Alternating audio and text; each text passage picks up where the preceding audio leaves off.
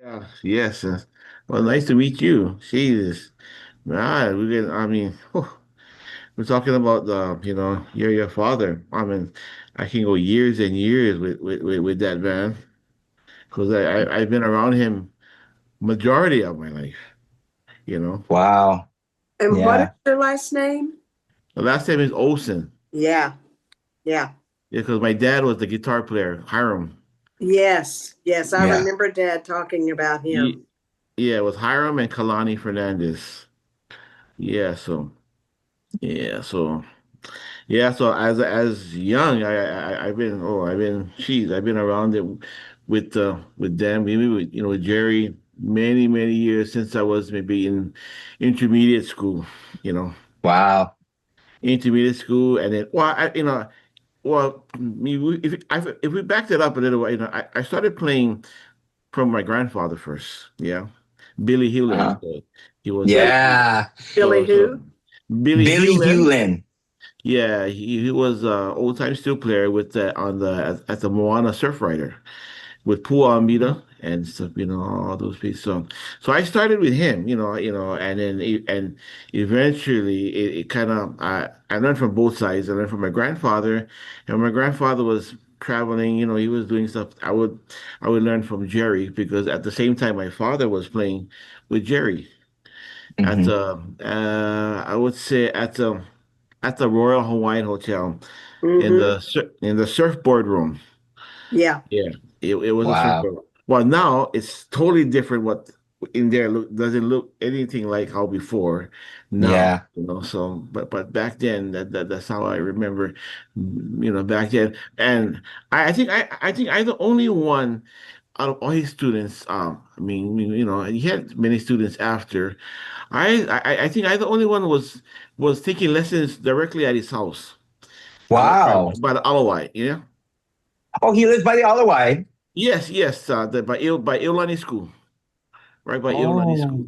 That I forget what was that building. He lived on the seventh floor. Oh. Was it University Street? Yeah, university. Yes, yes, Yeah. and the Ilani High School used to be right behind the high school. So yeah, he lived on the university, and I used to go there. I used to go there and take lessons, Wow. and sit down with him and and just take lessons and when lessons done, hang out about an hour, we talk story and this we That's just Hawaiian style. Yeah. Just talk yeah, story. Yeah. talk story and I was young, I was like maybe 13, you know, Wow. 13 years old, 12 years old, just spending that time with him. I used to do that every Saturdays, every Saturday for about maybe about a year, you know. But we here and then and believe it or not, after maybe 7 months or 8 months, I was he was telling me, you know what, I'm gonna have my first steel guitar ho'olaule concert. It's in 1980. I remember 1980, and then and I only had like 7 to 8 months of playing, learning, and of course a little bit from my grandfather and from my dad also, so I had a lot of backing, so which and then I appeared on that the first you know steel guitar concert Jerry ever put on was at the Ala Moana, the beach. There's a pavilion there, it's still there. So and we had he had his first concert there, and believe it or not, I was so nervous because you had a lot of people a lot of great steel guitar artists is on that stage. It's like and as far as like David Keli'i, you know. Wow. That's all big names. Of course, All the Uncle masters Barney. were still around then. Oh, Yeah. They're at their tail end yeah. of playing, but they still could play. Yeah. They still could play a little. So I was there to be on stage with them. So it was it was How nervous for old me, were but you? I was I was 13, And 14. this is 1980. Yeah, 1980, 14, around there. Yeah, 14. I No was wonder Wow. eighth you were grade going to ninth scared. grade. Yes. If Yes. you all will excuse me for just a second, I'm going Yeah. to close this because I have pretty severe vision problems. Uh-huh. It's interfering with me being able to the see lighting you in the guys. back. The lighting, yeah. Got a nice halo effect there. Well, there it goes. See, I told you. No angel. Man, I can't imagine what it would be like, to be at a steel guitar festival and David Keli'i, Billy Hew Len, Jerry Byrd. Oh my Barney goodness. Isaac, yeah. Oh my goodness. All the guys. Yeah, Barney Isaac, you had Mel Lobby, you had, all the guys. I mean, Whew. you're talking all the guys that was on all the albums, Yeah. that played with a group before back in their time, they had their own groups and, so to be on stage with them, of course, Jerry had his other two students that played before me was Greg Sardinha and Mhm. no, it wasn't I think Greg, it was Alan Akaka. Yeah. Alan. Yeah, so that was Jerry's actually beginning students. I think that's way back. That was like about 8 years before me, maybe before I ever started. He had a Greg and Greg Sardina and Alan Akaka. Because he was teaching Wow. out of St. Louis High School back then. Well, of course, he had many artists, I mean, many steel guitar players, but the ones that came out and became steel guitar players and took it to the next level was Alan and Greg. To Hmm. today, they're still doing it, and then of course they're teaching, So and of course Is Alan, Alan teaching? yes. Oh, that's So good. so Alan has his own. He's very successful as far as teaching the steel guitar. As far as he has a website called Kekuku, and it's if you go on that kekulamele.com, Yeah. you would get right to Alan, and he has a lot of students. At Lani, I just need to I just need to point something out. This is quintessential Hawaiian humility. He's so humble because Uncle Casey took it to the next level. He's super good. I just jammed with Uncle Casey 2 weeks ago. He came to Richmond. And then I was like, oh, I knew of Uncle Casey, but I never met him until 2 weeks ago. Oh, And then really? we played in a jam session, and then I called this jazz song. It's called "Wave" by Antonio Carlos Jobim, and usually that's one of my favorite songs. And even if you're a jazz guitar player or a jazz musician, a lot of people, in my experience, when I call that song, they don't like to play on it because it doesn't have common changes. And then so it's a song that most guitar players don't even want to, they kind of shy away from. And then I was like, it was Uncle Casey's turn, and he started playing, he's taking a Pahinui, he's taking a solo. I was like, and it sounded good. I was like, oh, that's unreal. Because it's like he did it on steel, on straight lap steel, and then it sounded so good that he was playing over the changes of wave. I was tripping out. So Uncle Casey's so humble. He's always giving credit to other people, and but I just wanted to shine some light on him because Uncle Casey's next level. I just want to point that out. Oh. Glad to know. Dad would be so proud. I'm sure he would. What you all have become. Yes, definitely. I didn't really realize how much he did for Hawaiian music until we were at his funeral. Oh. And one's got up to speak and to, acknowledge the contributions that he had made with his students. And, yes. we didn't lose touch with him after he moved, but, we didn't talk all the time. But that was his life, and that was, and then Lani and I got to come over there 3 times. Oh. And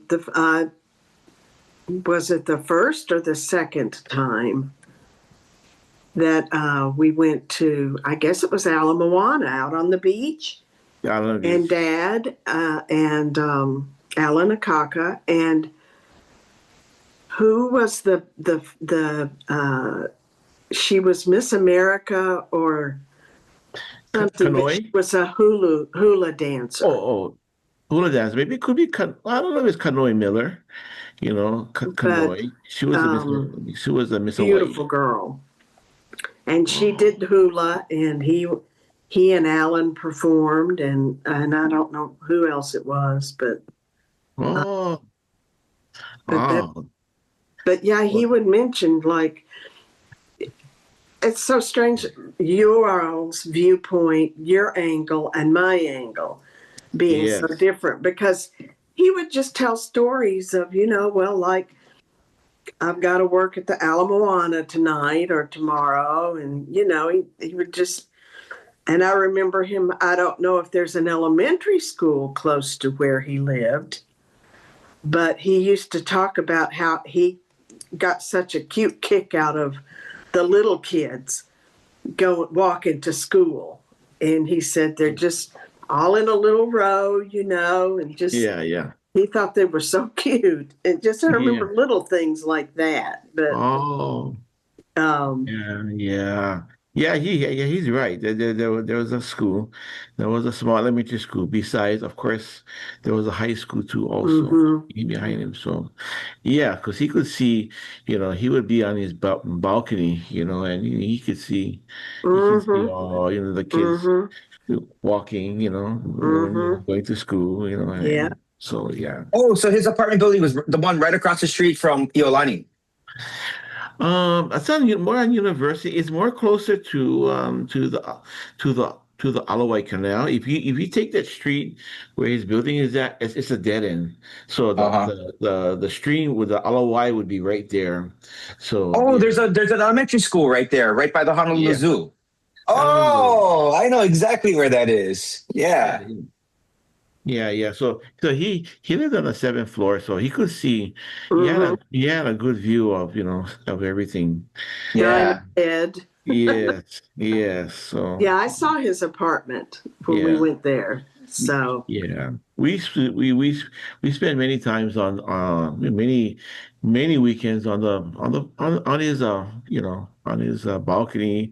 See, I'm talking story because I was more I really wanted to know about his I really wanted to at that young I used to ask, how was it like playing with all the Nashville stars. That's what I was was more intrigued, playing because he would tell me a lot, and he was going to telling me about, as far as like with Dolly Parton, you name mhm. it, Loretta Lynn, that was all stories that Hank like Williams. Hank Williams, you name it, look, Just, yep.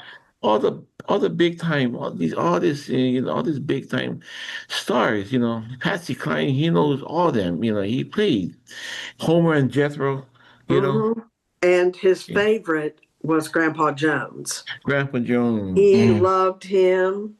I yeah. remember him he called him Grandpa Jones stories. Yes, Things that Grandpa would say, and he just would crack up. And he could imitate Grandpa Jones' voice too when he'd Mhm. say them. you He'd know, sound like him. Jerry, when he looks at, he would kind of like talk, like, well, Yeah, yeah, yeah. he would have that twang, and I would start laughing because he would just mimic them guys, to the T. Yeah, So, yeah. Mm. you know, There's a book. Is this his book? No, it's He another. mentioned Grandpa Jones in this book, in Jerry's Yeah, book. oh yeah. Yeah. There's a book. It's not by Dad. It's by I can't think of his name. I've got it. A friend of mine gave it to me years ago. It's called Every Highway Out of Nashville. And the person that wrote it had sections on all these different country stars, and Dad was one of them. And he said, I wish I would have thought to get that out before we sat down. But I was going to tell you all about that. It's called Every Highway Out of Nashville. Seems like his last name was White, the guy that wrote it. But he knew Dad real well, I guess, in the business. oh, I'm making a note of that right now. Yes, I see you. Yeah, I'm gonna take those. Yeah. Yeah. Oh, Yeah, I read your in preparation for this. I actually went on Amazon and I bought your dad's biography and I read through it and it's quite a good read and it's not too thick so it doesn't take too long to get through it Yeah, and he puts a lot of information in packed in a small amount of time. yeah, Yeah. yeah. You do know that I live in his hometown, don't you? I don't live in Nashville anymore. I live in Lima, Lima, Mm. yeah. where Yeah. he's from. Yeah, Mhm. Lima, Yeah. Ohio. Yeah. Yes. I used to live real close to where my grandparents lived, to where his parents lived. Wow. And I've moved out a little ways, but I'm still in Lima. Yeah, I moved here in 2009. Hmm. I love it here. Oh, yeah. Just Oh, nice. it's home. Are your grandparents are they buried in a cemetery around close to there? Yes, and I'm not sure which one it is. Mm. Mike, you seem to be pretty good at tracking down things. Yeah. Maybe you would know. You could find out. I think it's my dad's German, so my mom's Asian. She's from Taiwan, so like I'm half Asian, half German. So I think my studies part, wanting to catalog everything and find everything. I think that's my German side. It definitely is. When my sister and I came to Hawaii, this is a sad note, but it was probably the last time we came before he passed. But he was still in good shape. He brought us up to his room and sat us both down and brought out all of these things that he had kept. He kept track of practically every engagement he had. I can't remember, but I did not get that gene. Mm. It's just, it was amazing how he chronicled everything and record. So you saying that just reminds, that must have been the German in him because Well, yeah, I actually started playing steel guitar 2 years ago. So like I started my journey like January, March or April of 2023. And then I just went deep down the rabbit hole. And then I found Michael Scott, who is the son of DeWitt Scott. And then DeWitt Scott wrote all the transcriptions, like over 200 transcriptions of your dad's albums. And a lot of those albums aren't even available anymore. But then hold on. I'm going to have to put a pin in that. Joseph is calling me real quick with Okay. Uncle Bobby. Yes. Hey, Joe, how you doing? Hey, sorry.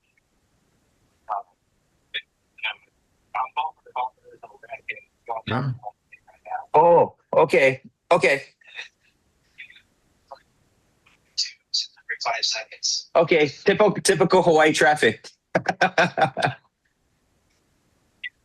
Okay. Shoot for 10:30, 10:30, or maybe at 40, but Okay, no problem. And then Uncle Bobby said he's just waiting for you. So yeah, if it happens, it happens. It's okay. You know? it's gonna happen. Yeah. Okay. Drive safe and come join us when you can. Thanks. Okay, bye. Text her, right? Because we got an email. Oh yes. Yeah, it's the same link in the text. I can send you it in the email as well if you want me to. Okay, I'll do that. Okay. Thanks. Bye. I don't know if you guys got that. Like, I have too many Apple devices. So like so I'm talking to you. I'm listening to the Zoom call on my AirPods. And then I'm answering the phone. I'm like, where's his voice coming from? And it came from my watch. So I don't know if you guys could hear that because I was like, I have my phone. you were doing this, and I thought, will the wonders never cease? Yeah. He can talk on the phone on his watch. Yeah, Oh, could you hear Joe? Yes, it? Yeah, bit. a little bit. Yeah, a little bit. I was like, I think it's because I have too many so many Apple products, and then like this one was being connected to the Zoom call, so it had to like answer the phone through something else. So I have two, and that's too many for me. My phone, my tablet. yeah, Joe said he's stuck in traffic right now. There's a bad wreck. So he said, he's heading straight to Uncle Bobby's house. So I just told him to drive safe, and when he gets here, because Uncle Bobby's not good with computers or anything like that. So Joe is gonna bring his laptop to Uncle Bobby's house, and they're gonna set up the Zoom through there.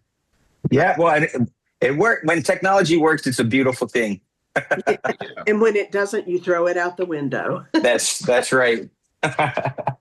So I'm writing down who's coming so I can tell my sister. there you go. Hey, maybe you did get the gene. You're writing it down. Yeah. Like your dad. A little bit of the Oh, gene. yeah. Yeah. The personality, that's for sure. Yeah. I started learning steel on my own, and then I was going down the rabbit hole. I found, there's this, so it's still available. You can buy, you can buy the transcriptions of Jerry Byrd's songs and stuff. So I got like an order right here, and then you can How do you do that, and who? It's through Scotty'sMusic.com. Yeah. Scotty'sMusic.com, and Scotty DeWitt was a good friend of Jerry Byrd's. And then so his son is keeping the shop open online, and that I can still get those transcriptions. So I got all of Jerry's transcriptions. And then I bought his methodology, and then I bought his video series, instructional series. And then I'm just listening to to Jerry and stuff like that. And like, I obviously I've never met him, but I just got a deep sense of his personality. And I was like, this guy's gotta be German. My grandma was German, and then she, German people, like, especially my grandma was born in 1913, Germany, and Jerry's born in 1920. So like German people of that era, they're just like, there's something about them. They're just very like, it has to be this way. And like, they and then did not play. They yeah. play. Yeah. So I just got that sense. From Jerry, because Jerry, and then I'm an army veteran, and we have a saying in the army to be a steward of your profession. Yeah. What you want to do is you need to train your replacement, because the profession is greater than all of us. Mm-hmm. And then so like in order to keep the army going, you have to train the people behind you. You don't you don't keep secrets. You got to train them, because in the army, if you're at war and I go down, the next guy behind me got to take the lead. That's how it works. So good leaders train their replacements. Yeah. And then everything that I saw about Jerry, I was like, this guy is exemplifying being a steward of his profession. He absolutely, really deeply loved Hawaiian music and Hawaiian steel guitar, and like he wanted it. He definitely wanted to live beyond himself, and come heck or high water, he was going to make that happen, and he dedicated his life to that. So it just gave me a profound respect for him. And then you watch some of the YouTube videos from like the steel conventions that they have on YouTube, and you can kind of get a sense of his personality too. And he's a little gruff, and his video lesson, he's a little gruff, but you get a sense that underneath, I got a sense of Jerry that he must have had a very hard life, and deep underneath it, he had a big heart, and he had a big heart, but he show it though. Yeah, and it's got a sense of that, and then like if you'd known his mother, it would solve every mystery. That's exactly what I just got a feeling. It was like something had to happen in his upbringing. Something. Yes. Yeah. And then he lost he lost a sister. No, did not. Okay, this is insight into I think a turning point in their family. His mother worked. They were just working class. She worked, I think, at a candy factory. His dad worked at Westinghouse. And sorry, I heard a noise outside. It distracted me. And Dad was the oldest of, well, at that time, five kids, I guess. Let me see. Dad. Yeah, 5 kids. And the baby was Eloise. And my grandmother had to go to work and left Dad in charge. And while Dad was supposed to be watching the kids, which, I don't know how well he was watching them. That I guess we'll never know. But the little one got into some pills. I think they were liver pills or something. And died, I guess, a pretty terrible death. And so that changed the whole, because he said Mom was never the same after that. I think he might have thought she had a nervous breakdown or something. Wow. So I have no idea what she was like before that, but it changed her. And I don't know if she treated the rest of the children as roughly as she did Dad. But so, and I've lost a baby, so I have to cut her some slack as far as maybe what changed her, and maybe she became angry and bitter, and that's a horrible thing to go through. But but then again, when all of those kids were around their parents, Lani and I used to talk about this when we got a little bit older and could observe it as teenagers and things. If they were all around each other and around their parents at the same time, it was like they were trying to vie for their attention. Or, well, I did this and da-da-da. So I have to wonder if she was just like that with all of them.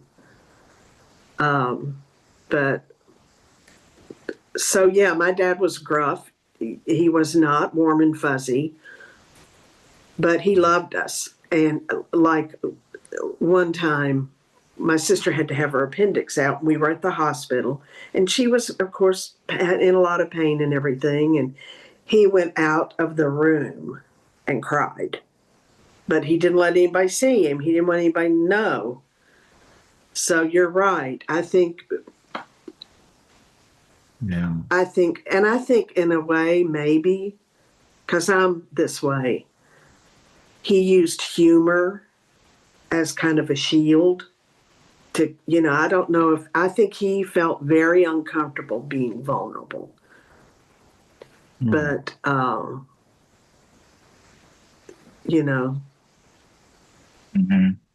that's a little bit of insight into the back of the family.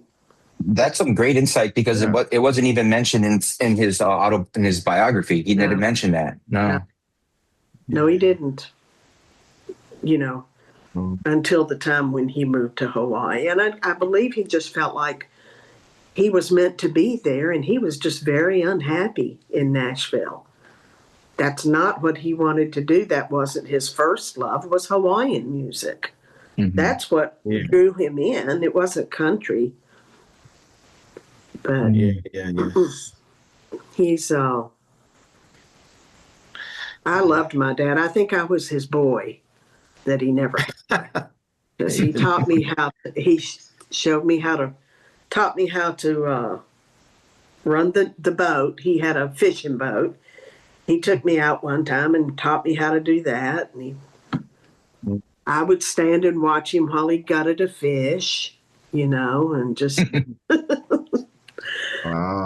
He took a piece of grass one time, and a long piece of grass. He said, "Now look, watch this." And he put it right between his 2 thumbs where it stuck up a little bit, and he blew into it and it whistled. And he taught me how to do that. So he was just a different father. He never, he never beat us or anything like that. We'd get spankings when we needed them. I usually got the most, but I deserved them probably. But, he provided well for us. He he did the best he could Mm-hmm. with what his what is the word? With what parents he had, what his role models Yeah. Yeah. were not stunning. And his dad never opened his mouth. I can't remember 5 words his dad ever said to me. Mm. He didn't dare, I guess, didn't dare open his mouth. But interesting. Wow. Well, he was born in 1920, so the Great Depression, the Wall Street crash happened, like at the end of the 1920s, and then so by the time he's in his teens, it's post-Depression, and like he mentions that in the book, and like he had to work for everything, and he even worked and he paid his parents to help with the he paid his parents rent, but he helped out with the bills, and he gave his parents money every month as a teenager and stuff. So that's a tough life. So he grew up honest and hardworking. Like, well, if you want to, if you don't have enough money, you go out and you get it. You work and you get it. Exactly. And then and it seemed like he was a very honest person, and like, well, I'm willing to do the work, and if I earn it, then I earn it, and that's fair. And so when I read the passage, like it happened right at the beginning of the book, page 20 and 21, which was my big aha moment. I highlighted it all. And so it says Saturday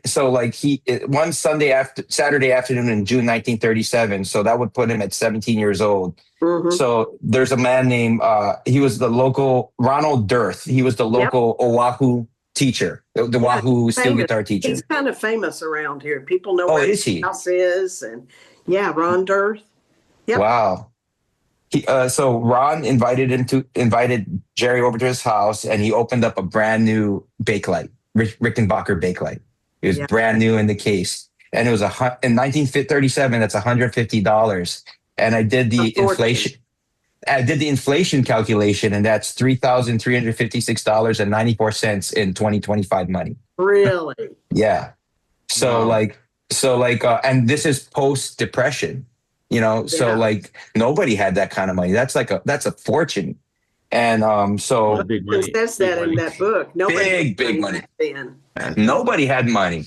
And so Ron Dirth invited Jerry to his house, and he opened and then Jerry Byrd, this working class kid, is like, wow, that's the most beautiful thing he ever seen, because he's never played such a good quality steel guitar before. Yeah. So he said he just let him play it, and then he just was like in heaven, and then Ron just let him play, and then as soon as he was done, like Jerry just about cried because he knew he could never afford it. And then Ron said, okay, well, tell you what, I'll give you $40 for your old Spiegel. So the Spiegel was Jerry's first steel guitar. And then and he saved up like 2 summers to buy it. And it wasn't a very good guitar, and a steel guitar. And then, Ron said, hey, I'll pay you for that old $40 for your old Spiegel. That leaves $110 balance. All of Dick McIntyre's songs, you know them, by ear. So if you write out those arrangements in tablature, I'll give you $1.50 for each one. So Ron gave working class teenager Jerry Byrd an opportunity, a path to get this beautiful high class Bakelite instrument.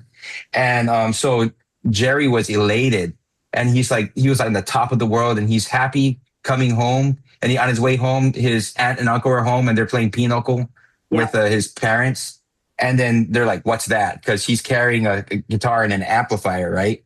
And then he thought they would be happy for him, and it was the exact opposite. His aunt said, I don't want that burning $10 of electricity in my house a month. And then his mom said, he's not either. On Monday, you're turning it. On Monday, you're giving it back. Yeah. And and I was like, that's a really cruel thing to say, because from Jerry's point of view, it's like, I earned this. I have a path to pay this off. Yeah. And then he said, I refused. Playing night and day wouldn't have used 50 cents worth of power back then. He says, I'm paying for this. It's not going to cost you nothing. And his mom said, either you take it back or you leave home. Yeah. That's a very hard thing to tell a 17-year-old, especially somebody who's worked his honestly hard work. He used to paint houses, and he said when he painted houses, he had to buy his own brushes and his jumpsuit, and the jumpsuit cost $7.50. So he had to pay for all his own stuff. It was hard. He grew up hard, but he grew up honest. And then so he said right now he knew it wasn't about money. So his mother kicked him out of the house, and his father didn't stick up for him. No, I was like, he never stopped for him. He never was scared of her, I think. Yeah. So I mean, right when I read that, I was like, that's the defining moment that shaped Jerry. And I think if a lot of times trouble and trauma and pain really shape somebody, and it really shapes someone's personality for the rest of their life, especially when they're young. Yeah. And that alone really taught me a lot about Jerry. And I was like, who's gonna he was so he was like this, steel guitar I wanted to live on, and he sacrificed everything for it. And because he did, and it was something he loved, he wanted to live on past him. And he lived that whole path his entire life. And we have Uncle Casey right here, one of his star pupils, who benefited from that. So I mean, I'm so glad that we have you and Uncle Casey, and we can give both sides of Jerry. Casey, I bet he saw a lot of himself in you. How many 13-year-old boys want to hang around with a person of dad's age at that time and learn from them and just sit at their feet and learn and play? Yeah, I bet he saw the same passion in you that he had. Yeah, he definitely saw that. When I went down to watch them, he saw that. I was, because you don't see kids around. Normally kids, after school they go play. Yeah, they like to go play. They like to go to the park. But at that point, when 12, I decided not to. I decided just to go with my dad, watch Jerry, and when I used to do both sides. I used to go to my grandfather's house when he was home, sit in sit in a patio, and he's always practicing. His steel guitar was always set up. He never puts it away. He just puts up. This is Billy. Yes, he just puts What kind of steel did he have? My grandfather, of course, he had a Rickenbacker, the old frying pan, but he had his pedal Fender. Oh, okay. Fender. Yeah, so he used it on a lot of albums, many albums, and he had it always set up in the patio that they had, and the amp was always there. It was never put away. It was never put away. He just puts a cloth over it, and then when he wants to go, anytime during the day, he would just find that time, and he's like, oh wait, okay, wait, I need to go to the steel, take the cloth off, turn it on, and he just he would just play songs, and I would come, and then all my cousins, all my age, they would go to the park, and then I would sit on the stairs. I would just sit on the stairs and just watch. And to couple of times, then my grandfather used to look, and he would tell me, "Come over here, come." Okay. And I said, you want to play Steve? You want to play this? You want to play this? I said, well, I'm scared. Yeah, like, oh, I want to try. Okay, but at that time it was kind of difficult because he didn't have fingers on the left side. Where you hold the bar. He had an accident many years ago in a machine shop. It took off all his fingers, so he only had the wrist. It was just like this. So when he was going to school, he was working in school.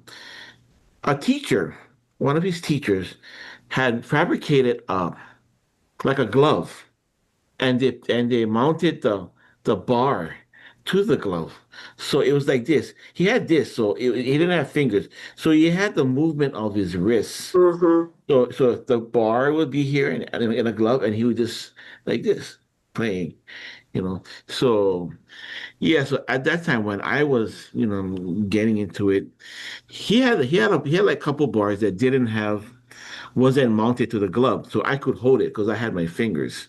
Yeah, Mm-hmm. so I would go in and I would, you know, just and then when I actually went on the steel, believe it or not, I mean, he was so shocked.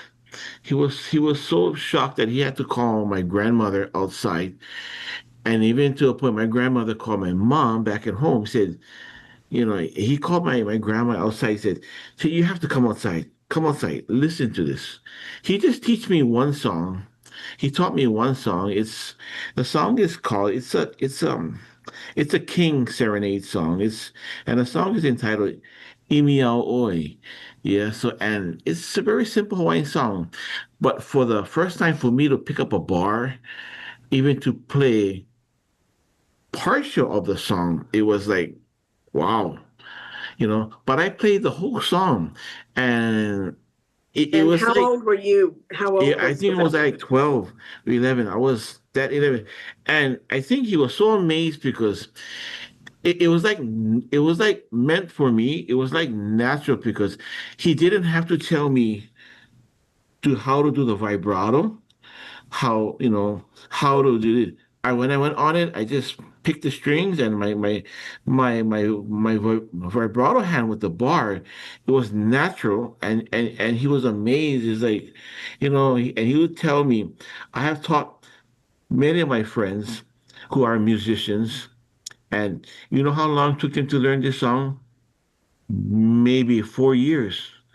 Just What? because they couldn't, I mean, years. Even his own brother, my uncle, even his own brother, he even gave him a steel to go and learn, to go and practice. You just And had that running in your blood. yeah, and he was so amazed. He was so amazed that I played the whole song, and with less. He didn't have to tell me all these little things or keep your bar straight, make sure your right finger with the picks, make sure I picked it, I plucked it and my bar, and he's right next to me with his guitar. I'm playing another guitar and I'm shadowing him playing, and pretty much I'm doing the whole song, and he's like, wait, this cannot be. This gotta be you're learning the whole song just like this. In one day. And It, it was just in a couple of hours.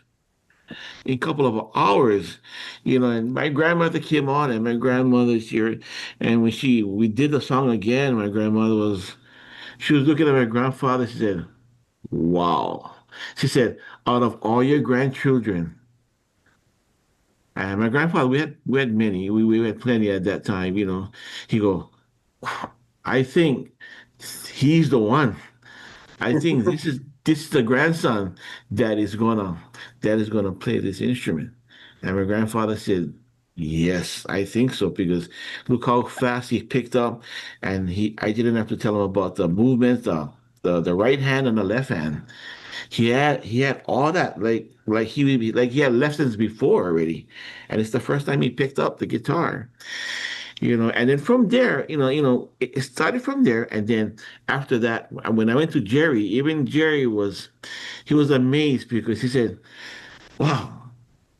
He used to tell my dad when they do the gigs, he said, we had a good lesson today, with Casey today. I'm amazed because I didn't have to tell him a lot of things that I would have to tell a lot of students or people that he taught what to do, the little things. He mhm. had it all down. He had the mute. He had the fingers in the placement that you press, and he had the bar and his vibrato. Normally, if you don't know about vibrato, most of the time you just be like so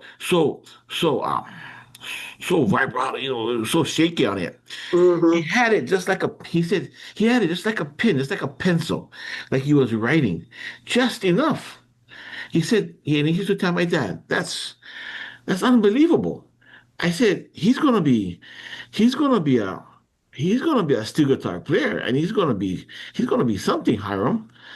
And my dad said, well, I think maybe it could be in the genes, it could be in the, and he said, I think so. So, Definitely. and that's when he working with me like weekly, Jerry, and and that time he didn't have a studio yet, because he used to teach at the music store.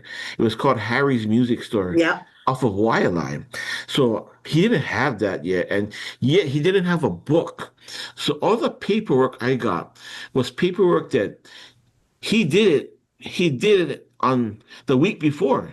He would write it out. So he didn't have paperwork that was made. So that's how back that I go back with Jerry as far as learning. He didn't make all these papers yet. So he was making as I was coming during the weeks. And he would make all the tablatures for me and all the songs, and then the next one he would do the same thing. So, and every week I would look at him, he would look at me, I would look at him, and because I was so I, I didn't say anything when I went I was like I was so quiet. But he said that's all right, Casey. You did your talking on the steel, and that's what's important. So You did did all he. and that's with that, and he brought in everything about the steel. Of course, I learned from my grandfather, but he opened the double doors, like wow.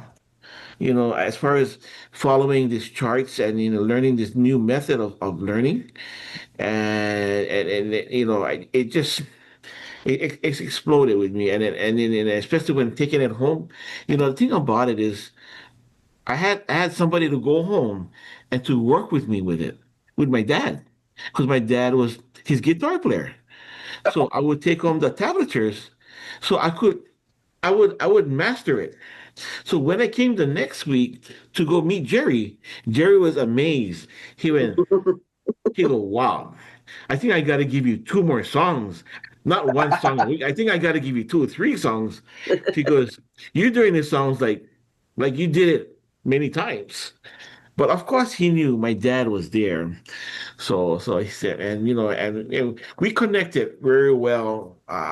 I think and you know, uh, all these years, and even to when I got my first gig, Jerry showed up, and you can imagine how nervous I was, and the other guys next to me, they were like, "Hey, your teacher over there." He's walking, Jerry. He walks in real like a cop, real subtle with his hat, with his loud holler hat. He comes in, he walks in, with Khalil. That time he was married to Khalil. So Yeah. they come in, and I'm kind of looking up, and I'm like, oh my God, this is I'm shaking like a leaf now. All of a sudden, so, but it went well. It went very well. I did my gig, and every now and then I kind of looked, and all I saw was this smiles from him. He just the proudness. He was so happy, and then also with my grandfather too. He came to visit, my first gigs too, and you Did know your grandmother? my with my grandmother. Yes, they would come. Yeah. He would come in, and everybody knows my grandfather. Of course, they know Jerry. Say, hey, your grandfather's here. I said, oh, and, I mean, nervous again. But after, I kind of, broke out of that. And, they were so proud that they got a chance to see me on stage playing with a trio, and that I was so relieved. And when, and I got the thumbs up, the approval, from Jerry. He said, you did well, Casey, you did well. But okay, when you do this, you don't have to play too much, Casey.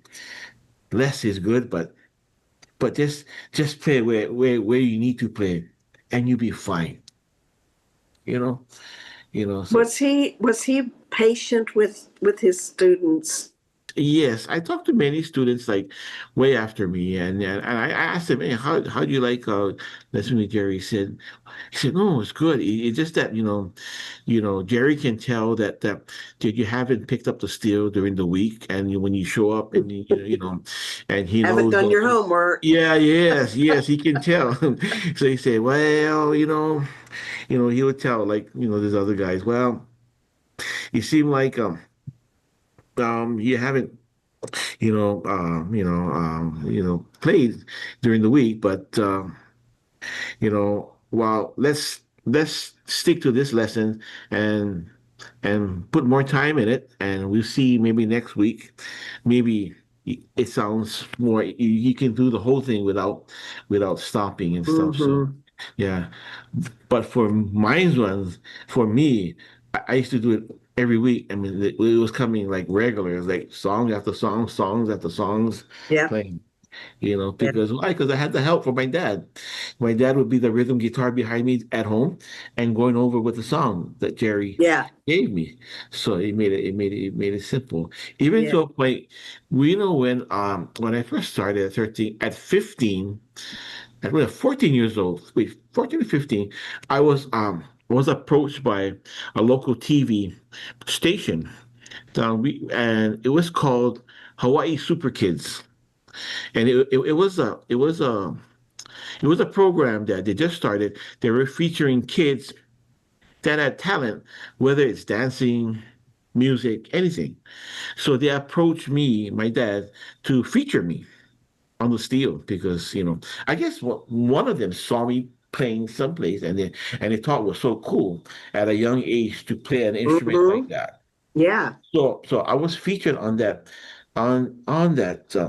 program, and and um, and Jerry was on it with me. You know, so they would come down with the cameras. Jerry would side on me, and he would play, and then another scene would be with my dad. But we had this chance to be on a TV show, and it was and it was the first episode, and now they had like maybe like 40 something episodes before it shut down. But I was one of the first episodes, and that was I would love to see that. okay. You were both on there, that TV show, that program If, that y'all were on. if Love to yes, see it. you know what? I have the clipping. I will send it to you, and you can Really? see Jerry and with me on the guitar, and Jerry is talking with me, and the camera's on us, and he's like showing me on the steel and stuff, and the background is behind the Waikiki shell in Waikiki. We use that we were at the shell using that background. So yeah, so I'll send it to you. Oh, The that would be it so is kind. I would love to see that. yes, yes, and yeah, of course back then I was a lot more skinnier. I had a mustache. No, no, let's At don't that go age, that. Let's don't you know, even go that route. yeah, yeah, yeah. So or yeah, this will get depressing really fast. yeah. Yeah, no, it was so. Oh, In fact, you know what? I have because my dad passed away in 2020, just the beginning of COVID. So before Jerry passed away, Jerry gave his guitar to my dad. So I have his guitar, and that guitar is like a rare guitar. It's a guitar that only Nashville, only so many have. The guitar, the brand of the guitar is called Grammar. mm-hmm. It's a blonde guitar that Never heard Jerry of it. always had before he came to Hawaii. He always had that guitar, that acoustic guitar, and the guitar, he would always have it with him when he's still doing lessons. So that's the guitar he used to play with all his students playing. He would play the rhythm on the guitar. You're And talking about a guitar, not. yeah, a regular guitar that Jerry Do, used, and he had it. do you know what happened to the guitar that he had for years that had the mother of pearl bird on it and was inscribed with Manu? Is that the Oh, word for bird? it was like it was the one with legs. Yes, yes, The one had legs. yes. And Okay, on and the that's the one front, it had a had mother a of pearl pheasant. bird.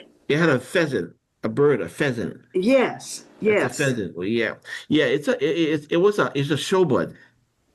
I think so, but Yeah, I it was a just Sho-Bud made by being Scott his Jackson. daughter, I would remember the feather and the word, not what kind Yeah, of guitar it was. yeah. Well, I think that guitar it's in the Hall of Fame. Okay. It's in the Hall of Fame Oh. in Nashville, or because Scotty has it. Well, Scotty Oh. he gave it to Scott DeWitt. are Mm. you Yeah, sure he gave it to Scott? yeah, he gave it to Scott, and Scott put it in the. I don't know if it's in the St. Louis, the Hall Yeah, of the Fame, or Nashville. Joliet Hall of Fame. Yeah, it's in a Okay. it's in a glass case. Well, So that's it was Jerry. fine. Yeah, That's the fine guitar, then. Scott, and yes, Scott put it there in the Hall of Fame. Interesting. Hey, you guys keep on talking. I'm gonna help Uncle Bobby and Joe connect real quick. So I'm just Oh, gonna go. I'm gonna. So you keep on talking. I'm just gonna mute myself real quick. Okay. Okay. you're going to meet yourself? Oh yeah, I'm gonna mute myself. Oh, I thought Yeah. you said you're going to meet yourself. Yeah. I just in case, like, so that way, if I'm talking, like, I don't interrupt your guys' conversation. Oh, Hey, Mike, Yeah, yeah, you got a nice GB10 there. yeah. It's great. Yeah, I like it. That's one of the, like, I saw it at a shop in Williamsburg, Virginia, and it was the first time I played. And I have a couple other arch tops, but I was just like, the first time I played that, I was just like, That was so one of my easy dad's to guitars. play. Oh, That was one of really? My dad had the same guitar. That was his most favorite guitar. I'm gonna, Oh, I don't want to it's interrupt, but I'm going to run and see if I can find that book. I'm okay. going to just look Okay. 2 places and that's it. Okay. Sure, no problem. Yeah, Yeah, Uncle Casey, yeah. this one's so easy to play. It's the easiest arch top I've ever played. And then when I take it on gigs, it doesn't feed back. It'll feed back if you play too loud, but it's really good against feedback. It's It's so one of my dad's favorite guitar, the GB10. yeah. Of course, my dad has the 22. We have a 20, the Mm-hmm. GB20. It's a little bit bigger body. Mm-mm. But that one, Yeah. that one he got from his brother, because my uncle is a guitar player, jazz guitar, and they were in Maui, lived in Maui. So he got that from George Benson when George Benson lived in Maui. Oh, Yeah, so George Benson wow. gave him the 20, gave it to my uncle. Wow. So they all used to hang out before. Wow. Yeah, so It's really that's amazing. It's a really good playing guitar. I really like it. oh yeah, It's just so easy to play, and then like the action's low, but you can still chunk it, or you can Yeah. play single note lines and stuff. It just makes it easy to play. Oh, it's so funny because these used to be when they first came out, it was Ibanez, so like they were cheaper, but now everybody wants them. Now they're expensive. Oh yeah, yes, everybody wants that guitar, the same guitar. I had my best friend playing with me. It's like my brother. Yeah, he played. He's a good instrument, good player. Good. We played. After years went by, we brought him in our show to play guitar Oh, with my dad at the Hawaii Calls. uh-huh. Yeah. So years went by, and my dad, went over the house, and my dad just gifted him that guitar. My Oh, best friend, it's like my brother. He opened up the wow. key, put the gates, and he said, "No, I gift this guitar to you. It's for you, guitar." Wow. Hey, So Uncle Bobby here. Oh, that's a great story, Uncle Casey. yeah, Hey, how you guys stay? Stay Ah, here? oh Hey, Uncle yeah, Bobby. And yeah, Joe, hey, Joe, glad to see you yeah, survived Honolulu traffic. yeah, buddy. yeah. I Yeah. just had surgery on one of my tooth yesterday. Oh, I had mine. Oh, Yeah. I had mine on Tuesday. Oh yeah. I Yeah, have that's one. right now. I can talk a little bit more because my mouth was I have swollen. I have one infected tooth, and usually I can pull them out by myself, but this one was so sore, and Yeah, that's why yesterday I was all with the with gauze in your mouth. You had the gauze in your mouth yeah, and for the bleeding. yeah. Well, they had to stitch them up, mine done. Oh, I Oh, gotta show you guys this. Oh, who's this now? but this is Auntie Luana. This is Jerry's youngest daughter. Hi, Auntie Luana, this is Oh, that's Uncle Bobby. Bobby I got, Ingano. I got, Bobby. I got something to show you. I Okay. had a friend on Maui that I used to go over the house, the family, and play, and his name is Steve Pryder. Well, he passed away not too long ago, but and then his wife, his widow, sold some of his steels, you know. So I bought this from Steve. It's a 54 Fender, but look in the back, and it. You see Oh, that? Jerry Byrd sign. Oh, wow. And Yeah, let me in oh, my eyes are so 2002. bad, but I see scribbling. Yeah, Yeah, Jerry Byrd. it's Oh, wow. to Yeah. Steven. Keep your He had thumb such, pick hot. Jerry Bird. he had such a pretty handwriting. He Oh took yeah, calligraphy yeah. He had a at nice, one Yes, point. I nice. bought this for about 400. Wow, good price. 54 Fender. Nice. Yeah, Yeah. I met Uncle Bobby in 2019. I was still active duty Army, and we were at the NAM show in California. And I met Uncle Bobby. I didn't know anything about steel then, but I was just so homesick. I was in my Army uniform, and I saw him playing, and then he just let me hang out with him. I didn't know how to play steel at all. And then he just let me let me hang out for a couple hours, and then he let me take my phone out and just videotape him playing, and that's how I started. So, but like that was in 2019, but it didn't take me till like 2023 to really serious. Like I really want to learn this, and like because I was still dealing with the Army stuff and everything. So it wasn't until like I finally got out of the Army to where I was just like I get all homesick and I think about all the good Hawaiian music, and then steel just there's nothing that's the more enigmatic of like home than the steel guitar. Oh no, no. Yeah, so and Uncle Bobby really was my start. He's been giving me such a good foundation. The thing I love about Uncle Bobby, like he's still a kid at heart. He just loves gear. I can text him as long as it's not 6 a.m. in Hawaii. I'll text him about gear and he'll go, "Oh, that's a good one. Oh no, don't get that one. Oh, try to look for this one." he's still a big kid. But in no time, you bought this whole bunch of steel. I mean, Casey was like every other week he was buying freaking backup, Fender. I mean, this guy bought so many steels within such a short time. About 2 years, but like it just kept on like it kept on falling into my lap at a good price. I was just like, I can't pass this up.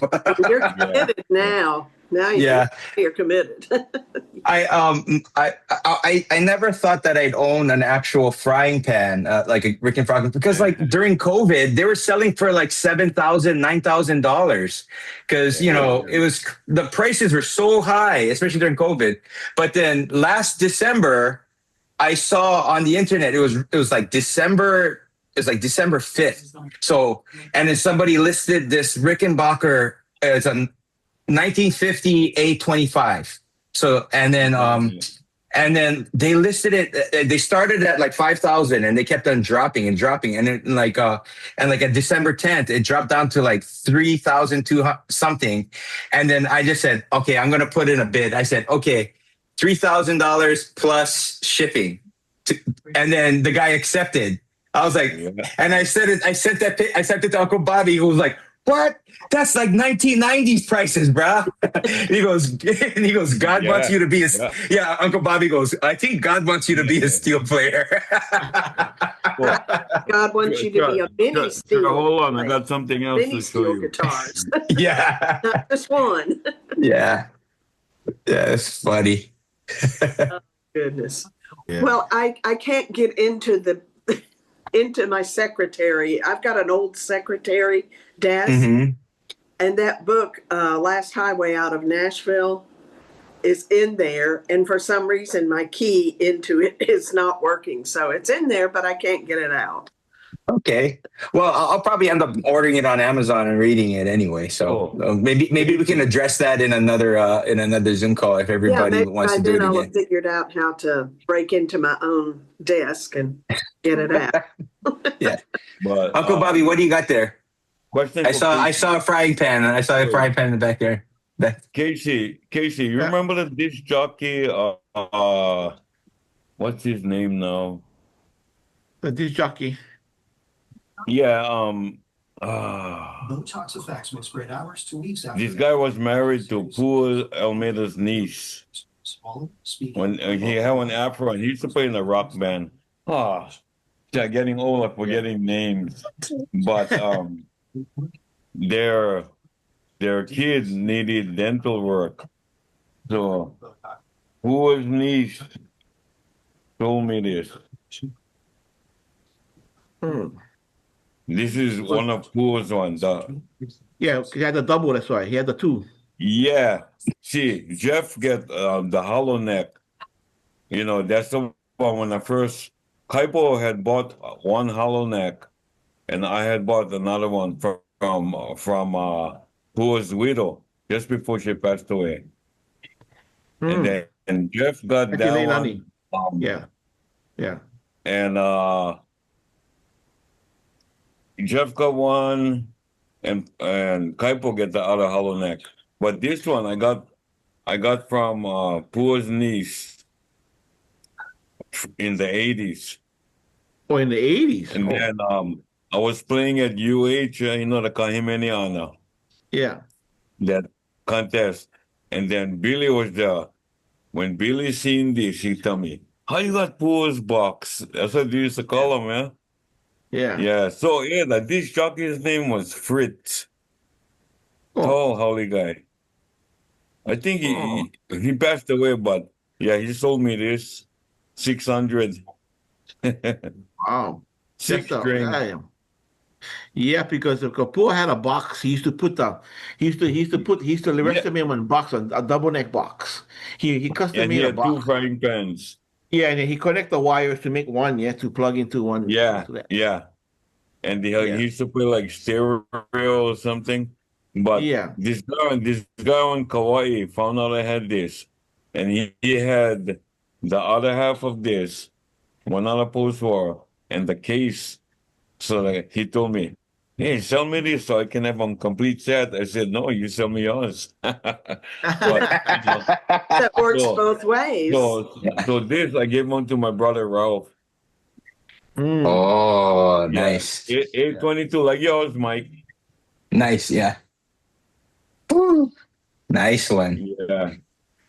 Okay, the case got all beat up. Was an old brown case, and had a masking tape with Poo's name on top. Wow, Poo Almeida, man. Yeah. So I just want to take the time since Uncle Bob. I just want to take the time since Uncle Bobby's here. I just wanted to introduce everybody. So we were having a really good conversation, and we're gonna get Uncle Bobby up to speed. So we got Auntie Luana Byrd, Jerry's youngest daughter, and we got Uncle Casey Olsen, and one of Jerry's Uncle Casey. You're telling me story about talking about Jerry writing lessons for you before he even went to Harry's music. So were you technically Jerry's first student in Hawaii? No. Alan Akaka, Greg. Oh, okay. Yeah. Okay. Yeah. But we have. Go ahead. Yeah, he probably wrote things during the because he taught at St. Louis High School. Yeah. Okay. I think it was the mid-70s. I think. Somewhere there, he was. They had a thing in St. Louis school that they were doing music, and then Jerry taught, steel, I think. Yeah. Oh, cool. Yeah. But okay, so we got.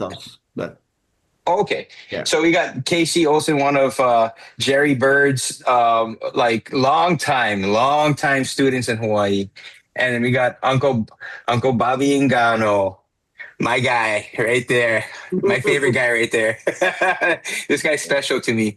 And Uncle Bobby knew Jerry too, but Uncle Bobby learned the hard way, by ear, just the way Jerry did. So nothing the way, and Uncle Bobby's so good. He got the touch, and the very first time I heard him play, I was like, "Oh, this guy's a good musician." And then even better when we got to know him, like he has a really good heart too, good person, and he's been a really good mentor to me.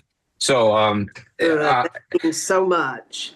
yeah, and I'm so glad I got all of us together because from Casey, he was kind of within Jerry's circle, and then and he had that benefit from Jerry. And Uncle Bobby's experience, he had to come up like Jerry did, learn everything on your own, just by ear. Uncle Bobby, when he first learned how to play steel, he didn't even know what C6 tuning was, so he was using like a wrench as a bar and everything. So he had to learn everything from scratch. And so trial and error, but he still got there. I always say there's many paths up the mountain. As long as you get there, it doesn't matter which path you take, as long as you get there. And so with that said, now that everybody's introduced, we Uncle Bobby, we had a lot of good talk story session, and Joe. Yeah. Josiah. Hey, there we go. Hey, Joe. Hey. From me went to Jeff Ahoy, from Jeff Ahoy to Joe, There you go. Yeah, all connected to you. And nice. Yeah, he never used to play steel, just like you and all. Yeah. Nice. Oh, and thanks for reminding me that Joe's there too. So thank you, Joe. Without Joe's presence, Uncle Bob, we wouldn't have Uncle Bob in this call. So mahalo. And Joe's a fellow military vet, so he's a Marine. I'm Army guy. I'm not going to hold that against him. I don't know, but I guess he's there. Yeah. Let me take a second too. My sister wanted to be here in on this, but she has some health problems that are really kicking her around. She said, it's just not a great time right now. She said, I'd please apologize. Tell them I'd love to be with them, but we understand because at this age, what is the first? We all having health problems. Yes, we are. Well, she can be on the next one. Yeah, if everybody wants to do this again, there's no rule that says we can't do this again. It's just a good old talk story session, and we're all reminiscing about Jerry, and it's so nice to connect people in both chapters of Jerry's life, And so I just wanted to, I had a really good conversation with Uncle Bobby a couple weeks ago, and he actually talked to me about Jerry, and I was wondering if Uncle Bobby could share. Uncle Bobby, I wonder if you could say a few words and maybe talk about before Jerry, a couple years before Jerry passed, Uncle Bobby took Jerry out for lunch, and they had a really good, heartfelt conversation. And I'm wondering if Uncle Bobby, if you're willing to share that. Yeah. Well, actually, when I first met Jerry, Casey, you remember that Pacific Cool Jazz Fair? Was that Waikiki Shell on the ground? And I wasn't into steel guitar yet. I was just a blues guitarist. And then so they had 7 full days of jazz and other music. So I think the last day was on a Saturday. Well, I went every night there to the jazz fair just to see Muddy Waters, perform. Oh, because I was into the blues. Yes, so on the last day, it was a Saturday morning. I've decided, hey, Saturday morning, and I had Saturdays off, so I went down there, and I heard the steel guitar. Was like, wow, and so I think it was in one of the amphitheater in looks like an amphitheater in the grounds of the Waikiki Shell. And then all these hippies, back then, dear. They was all sitting around this one guy playing steel guitar, and the hippies was like, far out, man, and everything. and that guy was Jerry Byrd. And I think your dad was on rhythm, and what's his name, the bass player? Tall, skinny guy. Yeah. And even me, I was like, wow, it's the first time I ever saw somebody playing steel. This And it was Jerry Byrd. Yeah, this was in 73, bro. I Wow. never even think of playing steel yet. Oh, So he had, we watching, and then after it was finished, I went up to Jerry Byrd and I said, wow, I introduced myself with, oh, my name is Bobby, and I really dig the way you was playing. And he looked at me, he go, you're a steel player? I said, oh no. He said, well, you look like a steel player. I guess because I was kind of, big, yeah, overweight or something. And that was my first meeting with him. And then second meeting was at Harry's Music Store.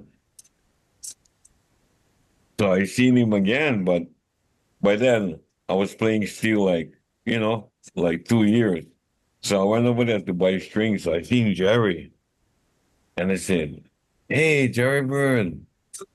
He looked at me. We look familiar. So I told him, yeah, I met you. This was in 79 already. I told you, I met you years ago at the jazz fair. And now I'm a steel player. He said, oh, good. Now, what happened next was he told me, who do you listen to? And when I told him Pete and Benny Rogers, wow, I got the response I got from him, like, why you want to play like them? Anybody can play like them. So right there, I was like, that's when we kind of drifted apart because, Yeah. I was like, oh, you're talking about my idol. So can I years say passed. something? Yeah. My dad was hiding behind the door when God passed out tact. Yeah. No, but he wasn't very tactful a lot of times. but later on, you remember I used to go down Halikolani. Ellen used to invite me there. Yeah. And then one time I seen Jerry there, and then he offered to take me under his wing. But this was in the early 90s already. So I could already play, pretty good, yeah. And then he told me, Bobby, I want to take you under my wing. And I said, oh, no, thanks. And he got so angry at me. But fast forward to 2000 something, just before Jerry passed away, I go vacationing in Ohio, Medway, Ohio, at my friend's house. And then when I found out Jerry lived right in the next county, Lima, Ohio. That's where I live. Yeah. So I thought to myself, every time I come to Ohio, I feel real peaceful. So I thought, you know what? Jerry cannot be all that bad. You know what I mean? And we wasn't seeing eye to eye already. So I made it a point to when I came back home, then I'm going to invite Jerry to Halikolani and go treat him dinner. And, just make peace already. But I never even know he was getting sick already. I guess maybe somebody upstairs told me that, yeah. So I called him, and his number is right in the phone book. Yeah? So I called the wife answered. So I said, may I speak to Jerry? She go, okay. And Jerry comes on the phone. Hello? I tell, hey, Jerry. This is Bobby Ingano. And he was silent for about 20 seconds, and he goes, do you play Bobby Ingano? I said, yeah. I want to treat you to dinner at Halikolani. And then he said, wait a minute. You want to treat me to dinner? He said, yeah, Jerry, I just want to clear up some stuff. So I think it was meant to be because I caught the bus, to Halikolani. And as soon as I walked down the street, and as soon as I turned to go in Halikolani, Jerry Byrd was getting out of his taxi cab. I said, Jerry, he looked at me, he's with his straw hat. He said, I gotta tell you something, Bobby. That call came totally out of left field, man. So I said, we'll go inside, Jerry. So we went in, and then I bought him dinner, and we had some drinks, and we just was talking, and then 8:30 is when they closed, right? Casey, the music over at 8:30, so everybody left. So me and Jerry kept on talking, and then the waitress came up to us. She said, you two guys look like you guys really enjoying. You know what I'm gonna do? I'm gonna stay open now until 9:30, so you guys can finish talking. And that's when Jerry told me. I told Jerry, I said, the reason why I refused to you as a teacher is because Jerry Byrd in Hawaii, that album, I told him that's the first album I ever bought because I didn't know where they sell steel guitar records. So I seen that in a music store in town. You remember There's Music? Oh, There's, yeah. Yeah. Oh, yeah. I went in there and I didn't even know where they sold bars or picks. I didn't know you had to use, like finger picks. So I told Jerry, yep, I bought that album. And I went home and put them on. And I told Jerry, that's the first album I started to copy to copy. And he was like, I didn't know that. I said, yeah. That was, I listened to the album for like a whole year. And I didn't know what they sell at bars. So I had a socket wrench, kind of big socket wrench and a guitar pick. And I had them tuned to standard tuning my steel because I didn't know. So one of my dad's army buddy, I put the C6 on there, and I told Jerry, so you was the first person, and he went, what? I didn't know that. So that's why when you asked me if you want to learn, I refused. And then he looked at me, he go, well, I'll be darned. And then he go, well, you know what, since you brought that up, he go, when you see me at Harry's and I ragged on your teachers, Jerry told me, Bobby, what you got to remember is we was all young ones and we was all territorial. But Jerry goes, but in reality, we was all friends. So, and then he started just opening up, telling me all this stuff. And just before I read the book, and he told me his whole story. So 9:30 came along, and then he looked at me. He go, "Man, Bobby, thanks for calling me up. All that got cleared up." And then a little while after that, I heard he got into the hospital in Kaisers, because he fell or something. But you know what? Jerry told me. He said, Bobby, we all used to rag on each other when we were younger. He go, but you know what? Thank you for calling me up. And I think he was so happy he paid for the dinner. And I had no idea that guy could drink some hard liquor, man. he could drink, man. Yeah, 7-7. Yeah. He drink a 7-7. 7-7 he drink. Did you say? Yeah, I don't know about 7-7. Yeah. I know what had to do something with whiskey, and he told me, "You drink?" I said, "Red wine cooler," because I wasn't into no whiskey yet. But yeah, so when I made the peace with him, and then he the one told me when he got kicked out of the house at 15 years old, he told me he had to toughen up, because 15-year-old kid leaving the house, with his steel guitar and some clothes, he told me, he's a crazy roller there. So he told me he had to form a tough outer skin. And then when I find out, when you really talk to the guy, he's a sweet guy, but he had to toughen up to survive. Yeah. Oh, we had a long talk that night, and everything got cleared up.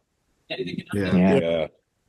Auntie Luana told us earlier that It's not in the book, but Jerry lost his sister in his youth. That was a big part of his what happened too. Oh, She was a So baby. yeah, a She lot was of little. stuff. Because you know Chris Planis, yeah? The The guitar guy, player. the guy who wrote the book. Yeah. You know, when I met him like last year, because we used to play blues guitar together. And a lot of the stuff I was telling Chris said, Jerry never told me that. You know, I guess Jerry opened up to different people, yeah. Yeah, and yeah. So found out that he's really, really sweet guy, man. deep down. Yeah. And then I gotta say this. So 1977. I heard a Blue Hawaiian Moonlight by Gabby, and then I heard Benny Rogers and Jerry Byrd, and I still didn't start playing steel yet. So Casey, this in 1 week now, I saw you on TV, Super Kids. Yeah. We've talked about that. You saw Yeah, it? with I think you were 15 years old, and Yeah, she's at 14. you and Jerry. And then the middle of that week, I saw Greg Sardinha on the Danny Keli'i show. Yeah. You know, and we watching, my brother and I watching, and then I saw Alan on some Olelo show, and dressed in white, and he had shoulder length hair. Yeah. So my brother tell me, bruh, you like play steel, you better stop, because these guys all younger than you. So, and then I heard Sonny Lim with the Mahal sound. Yeah. And then my friend told me, hey, you better start. This guy, Sonny Lim, was 15, just like you. Yeah. So, yeah. So, Yeah, I remember. I stopped playing electric guitar. For 3 years, I looked at my Fender Stratocaster. I said, sorry, honey. I threw him under the bed for 3 years and just, started listening steel guitar. Hey, Bobby, just stuff who I was talking to, I was talking to somebody. I said, I heard you playing, when you was touring with Taj Mahal. Yeah, you toured with Taj, and some of the stuff I heard you was when you was playing guitar. I saw the the YouTube and stuff like that, and I go, wow. I said, damn, I really even like the old style blues style. Oh. Yeah, you get the newer kind playing the blues, but you had that like that kind of style that like it blended with all those guys on the electric guitar. on the electric guitar. Yeah. When you was playing, and for you, I just saw it was just like, oh, was that comfortable for you, man? You just was playing just like you were in your moment, man. Like I said, wow, man, Bobby. Oh No, because actually I was playing blues in 71. Oh, we wanted to play guitar. We wanted to play guitar so bad, but my dad said, "You like play guitar? You show me your diploma first." Graduate first, and then so me and my brother started playing, and we started playing regular rock and roll, like Jefferson Airplane, the old group. Yeah. And my older brother though came home with blues records, B.B. King, Al King, and we got totally sidetracked by the blues. But this past year, I had a talk with Taj. You see, because Taj, every time he introduced me, he always says, he tell a story about he heard me playing steel. So you can hire me to play steel. And then I told Taj, and then, before the first tour, Taj heard that I play guitar, so he told me, yeah, bring your guitar too, because I heard you play guitar. But since I joined him, it was like every show, I would just play 4 songs on the steel. So last year I told him, you know what? I really honored to be in your band, And then I said, but I'm not happy playing only 4 songs on your steel. So he told me, I said, you know what? Actually, I want to quit guitar to play steel. So I said, I'm not too happy playing 4 songs on a steel. So he told me, no, just play the steel. You can play only the steel. He told, just play what your heart desires. Just you don't have to play Nice. guitar anymore. I said, thank you. But you know, I told him, you and hire me for the steel. And no matter how much big concerts we play at, you know, I wasn't happy playing only 4 songs on the steel. So one of my friends told me, oh, you get guts for telling me you're not happy. I said, well, if you're not happy, you got to tell them, right? Yeah. So yeah. now I play steel, and you know all the blues songs. I just turn on the overdrive on the amp and I play blues on the steel. Yeah, yeah, yeah. Yeah, yeah, Nice. yeah. Yeah. It works. It works with Actually, that. you can play even Metallica on the steel with overdrive. Oh yeah. Oh yeah. Yeah, you Bobby, can do anything. where can I listen to that?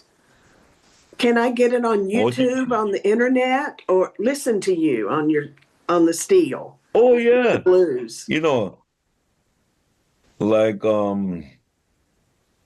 The name under one of my you friends. says Joseph Zayak. Is that your name or? Oh no, Yeah. That's Joe's Joe. name. Joe Oh, okay. Zayak. You see, on YouTube, when I found out I was on YouTube, I was like, you know, I don't know who put that on. Then I found out it was a lot of my fans and my friends. So YouTube, you can go on there, just punch in Bobby Ingano, Okay. and then all of my friends put all kind of stuff on there, and me playing blues guitar too. Yeah, That's how you I mean, spell it. yeah, What yeah. What about you, Casey? Can I Yes, yes, yes, yes. just bring up Casey Olsen? Yes. Yeah. KCOs, yeah. Yeah, there's a lot of stuff on them on YouTube. If you look up, if you just Google Bobby Ingano steel guitar YouTube, Casey Olsen steel guitar on YouTube, things are going to pop up. Okay, and then Mike, in about Oh, in about 5 years, I better be looking for your name and seeing you too. okay. Yeah. I'm No, working he's on on it. I'm YouTube. working on it. He's What's on that? YouTube already. Oh yeah, I have a small fledgling channel on YouTube. I started. The last time I went to Hawaii. Oh, Uncle Casey, I didn't tell you about this. Last time we went to Hawaii, I went to Hawaii. I took Uncle Bobby. We drove out to Kaneohe Memorial Cemetery, and then I took Uncle Bobby, and he played for Feet's grave. He played at Pops. Oh. Yeah, he played for Pops and Feet, and then we went to the musician circle, and he played right at Gabby's. Right at Gabby's Yeah. His memorial site. grave. Yeah. So it was Right at nice. the entrance, yeah. Yeah, Right I at hope the it wasn't entrance. raining. I hope it wasn't raining the day you guys went. It was a good day, so it was No. meant to be. No, but you know the funny thing, it rained some, but every time I plugged in, the rain would slow down because it was a pretty great day. Yeah, Yeah. but Yeah. it's a good thing because if the sun was up, the steel guitar would be going out of tune because I had the bake light there. Yeah. Yeah. Yeah, so Before I forget, Uncle Bobby, tell Auntie Luana your story because you visited Jerry in the. I think you told me you visited Jerry. It was either during your dinner with Jerry or when you visited Jerry in the hospital. He talked about burying the hatchet with his dad. Maybe Auntie Luana never knew the story. Yes. yeah, when I went to visit, no, in fact, it was at Halekulani during that time. It was a we dinner. Yeah. Jerry said, you know, since I'm just burying the hatchet, and Jerry told me just this story. He said, he has a brother named Billy, right? No? No. No. What's his name? I'm not close to that side of the family, Well, really. well, he told Jerry There's told me, Alan.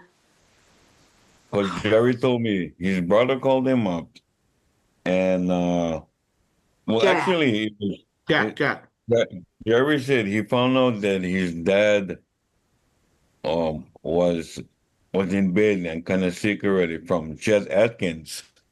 Chet Atkins called up Jerry, because they played together, Yeah, they were good and then friends.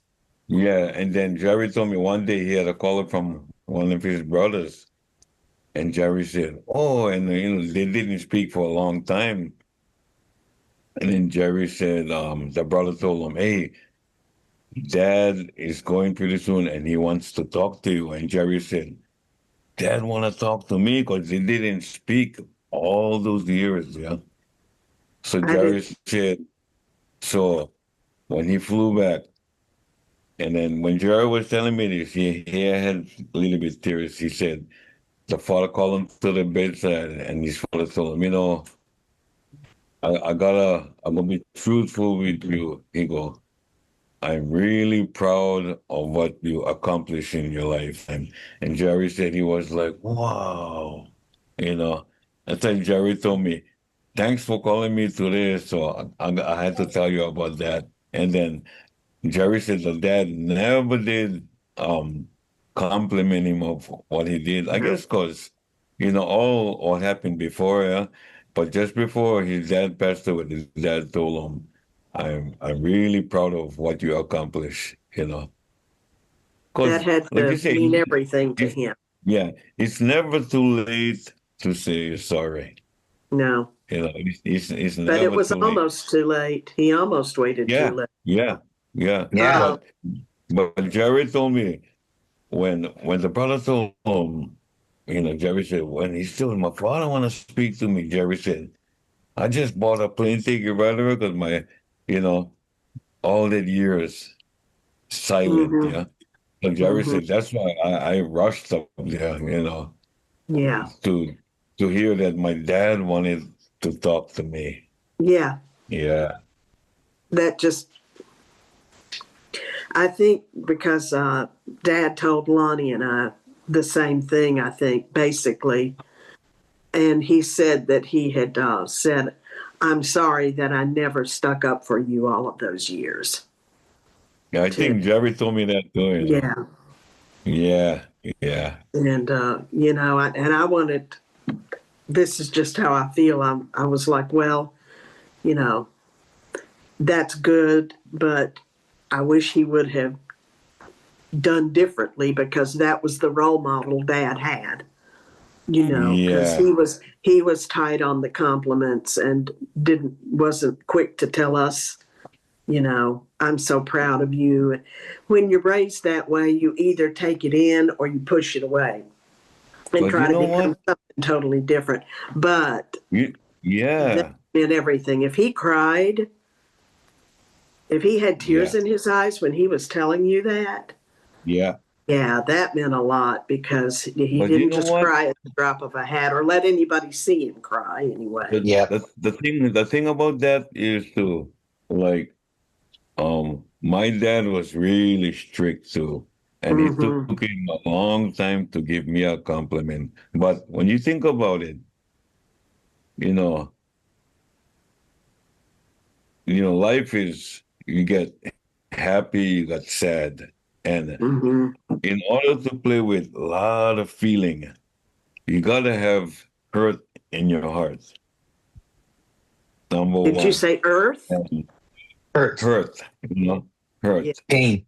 pain. Yeah, pain. Yeah. Yeah. So, to me, I think Jerry put all that pain in his heart into his playing. Because when I first heard Jerry play, you know, like Pete Rogers used to tell me, if you're playing your steel and the audience cannot feel it, it's your fault. A hmm lot of people used to blame the audience. He said, the audience cannot feel your heart. You're not Yeah. playing from your heart. When I first Really, heard almost Jerry, any instrument. It's the same. yeah, yeah. And that's the 'Cause one whenever I thing hear- that Dad Yeah. had. Yeah. That's why nobody can play just exactly like he did, because they don't have Feel. his pain or his where Yeah, he was see? coming from. Yeah, exactly.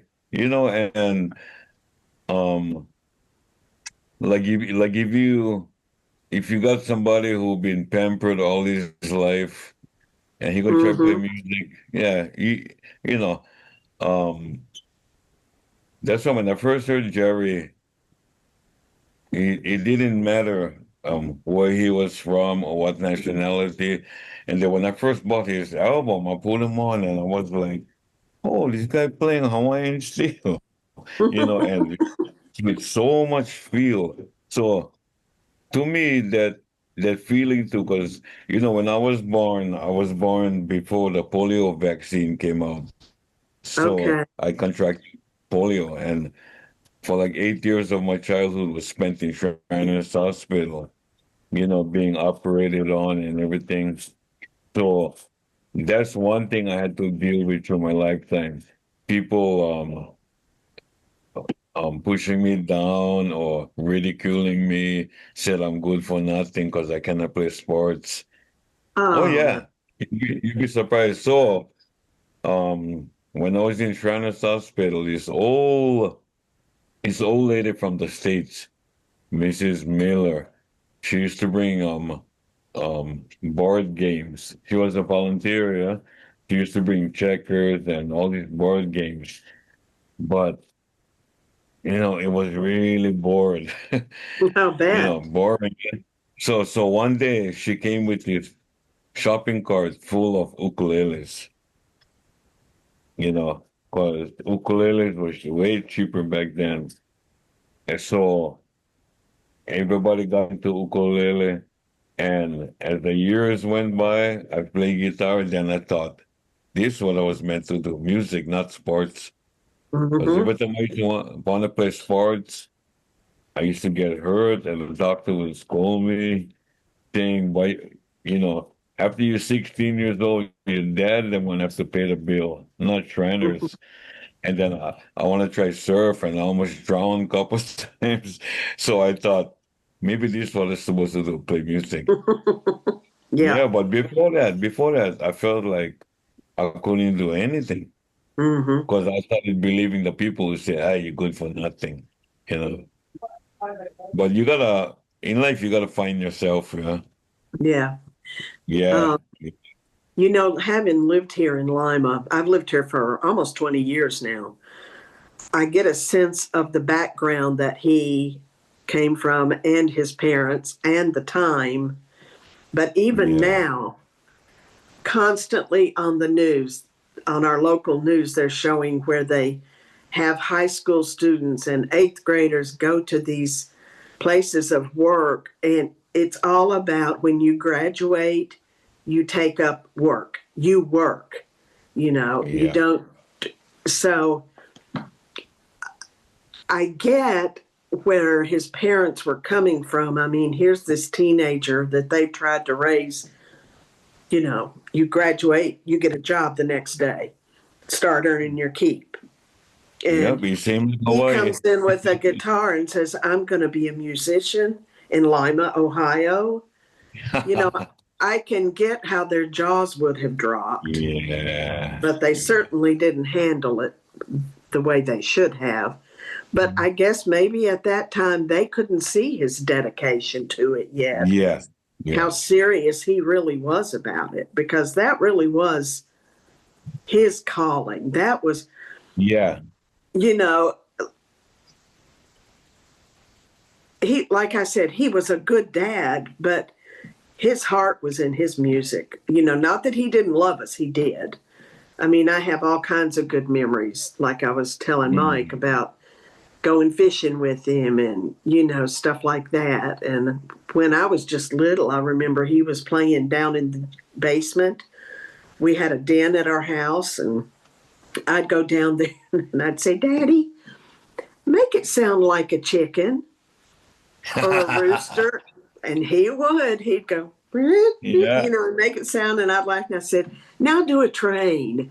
And he'd make Yes, it you, sound like a you, train. And, all of so, that rubbed off on all steel players in Hawaii because a lot of the old time players, they said, when you practice, you gotta be serious.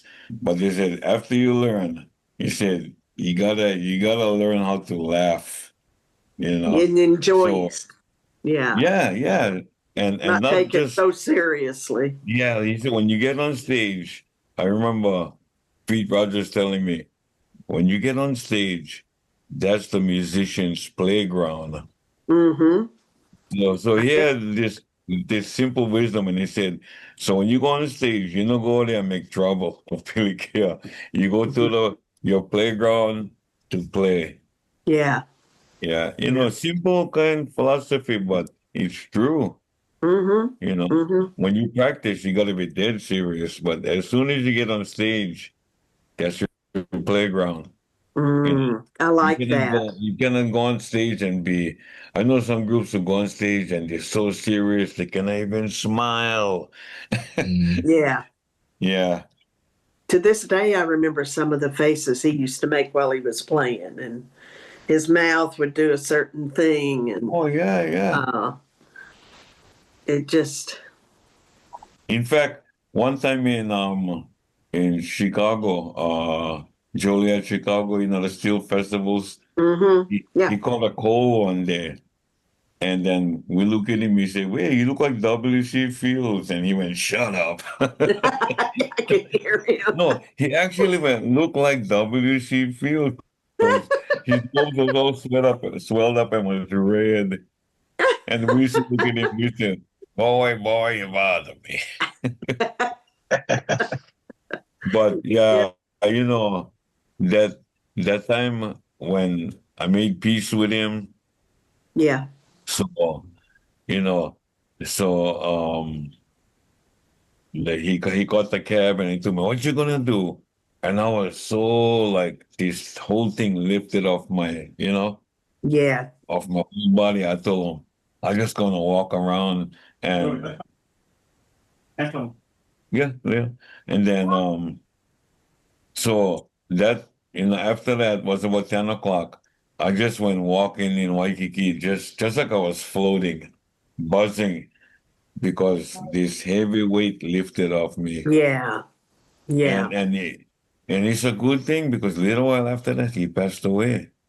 Yeah. And that I had to do because my thought was every time I'm in Ohio, which was right next to where he lived, I would feel real peaceful, not like when I'm in a big city, And Yeah. I thought to myself, if I always feel like a kid when I'm in Ohio, that's when I said, he cannot be all that bad. So I decided, It's a peaceful if, place. yeah, if this way he grew up, he gotta get nice guy under all that exterior. Yeah. And People up even here are pretty much friendly and nice and yeah, I mean, not fancy, but yeah, nothing. It's just you become real again. There's Yeah. no skyscrapers, the Yeah. farm, because Where did you say you go in Ohio? Medway, Medway? yeah, Medway. I've never And heard then of my Medway. friend, yeah, and my friend, well, actually, my two friends I used to stay with, they played old country music. They have a group called the Corn Drinkers. So, it's old music, but Yeah. the girl's name, his girlfriend's name is like a champion old time fiddle player, Barb Coon, and his name he's a roper, trick roping, Doug Huh? Smith. Doug Smith? Yeah, Doug Smith. Oh, Yeah. yeah, Duck Smith. Yeah. Maybe you know him if you see him. And Yeah. then but they the one told me, oh, Jerry lived close to here in Lima, Ohio. and they said it's not too far to drive. So, every summer they used to invite me, fly me over, and I would play steel with their old country band. But every time I would get there, all my tensions, everything would just disappear. And I always felt like, I don't want to go back to Hawaii, because I live in a city. I live in a city, yeah. So Yeah. all that time, I thought to myself, you know, I bet you Jerry's a nice guy underneath all that. Sure enough, When he was dying, I was sitting on the edge of his bed, and I just took his hand, and I was just sobbing because of both of my parents. I think personality-wise, I kind of identified more with him, and I just was sobbing, and I looked at him, and he had tears. He couldn't speak, but he had tears. Yeah. So, See? and for a long time after he passed, I couldn't play his music. It just was too, because it was him. Yeah. His heart, his soul came through. Who he was came through in his music. And so it was, as a matter of fact, a couple I worked for at their flower shop, their daughter was there one day, and we were talking about my dad, and she brought him up on the internet, and she looked at her mom, and she said, her dad's famous, because our parents both taught to us, don't brag about what your father does. Don't, trying to teach us humility and modesty. And I always thought, well, I really shouldn't anyway, because he accomplished all of that. I didn't, So I never said a lot about it. I said, well, he's a musician, but I wouldn't brag about, well, guess who my father is, So Yeah. She looked him up, and she turned to her mom and said, her dad's famous. And so they found out, but she put his music on in the shop, and I couldn't handle it. I said, turn it off, because I was about to lose it. And it was really hard, but it's because, maybe his soul didn't come through as a parent or a husband or even a friend that deeply, but it channeled through that. He even said, I think in the book, he almost had a mental connection with that guitar. It's really strange. I don't know if you caught that or not, but I don't know words it's like I think a lot of musicians, even Casey, because music, we all come from musical families, and actually, when you play an instrument, especially the steel guitar, it's actually connected to you. It's an extension of you. Yeah. It is, extension of you. And, like I tell everybody, that's how we was raised. My dad used to say, I catch you bragging, I'm going to knock you out on stage. Yeah. Well, they did too. We were not to. Yeah. The main thing, if your music make people happy, your job is done. Or touches their heart. Yeah.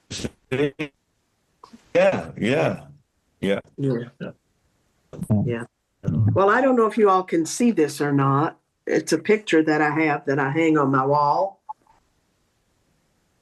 Can you see Wow. Wow. That's not on the internet, Auntie Luana. That's something special. That's unique. Wow. There's Jerry? That's Jerry. It's my mom, dad, my sister, and me. Oh, very nice. Oh, Jerry. Jerry looked like he was it's really slim, yeah? Yeah. I think the Hawaiian food made him pick up weight. Oh, listen, when we came, we got some good Hawaiian food. I can see why, but it's worth it. It's worth getting fat over. Yeah, for sure. And he always did have a sweet tooth, so I got that.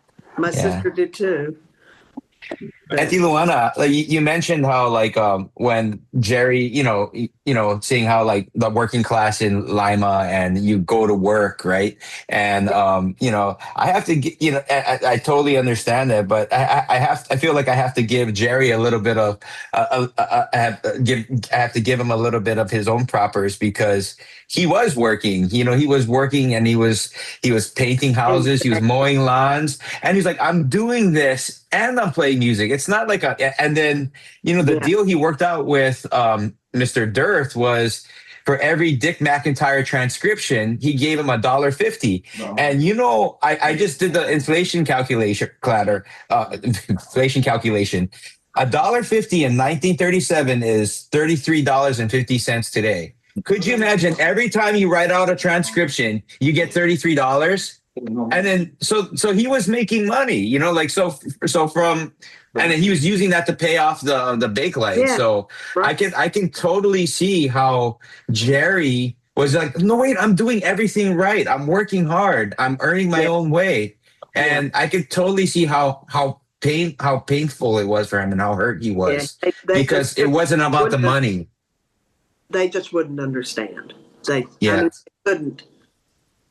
They didn't want to understand, I guess. I mean, because his brother went to work for Procter and Gamble. His other brother joined the service, I believe, at one point. And then he had a sister that, well, I don't know what she did, but mostly got married. But, so they kind of followed the normal path. And then here's my dad with this wonderful gift. And he wants to go a different way. But you're absolutely right. He didn't want to do it for free. Mm-hmm. He didn't want things handed to him.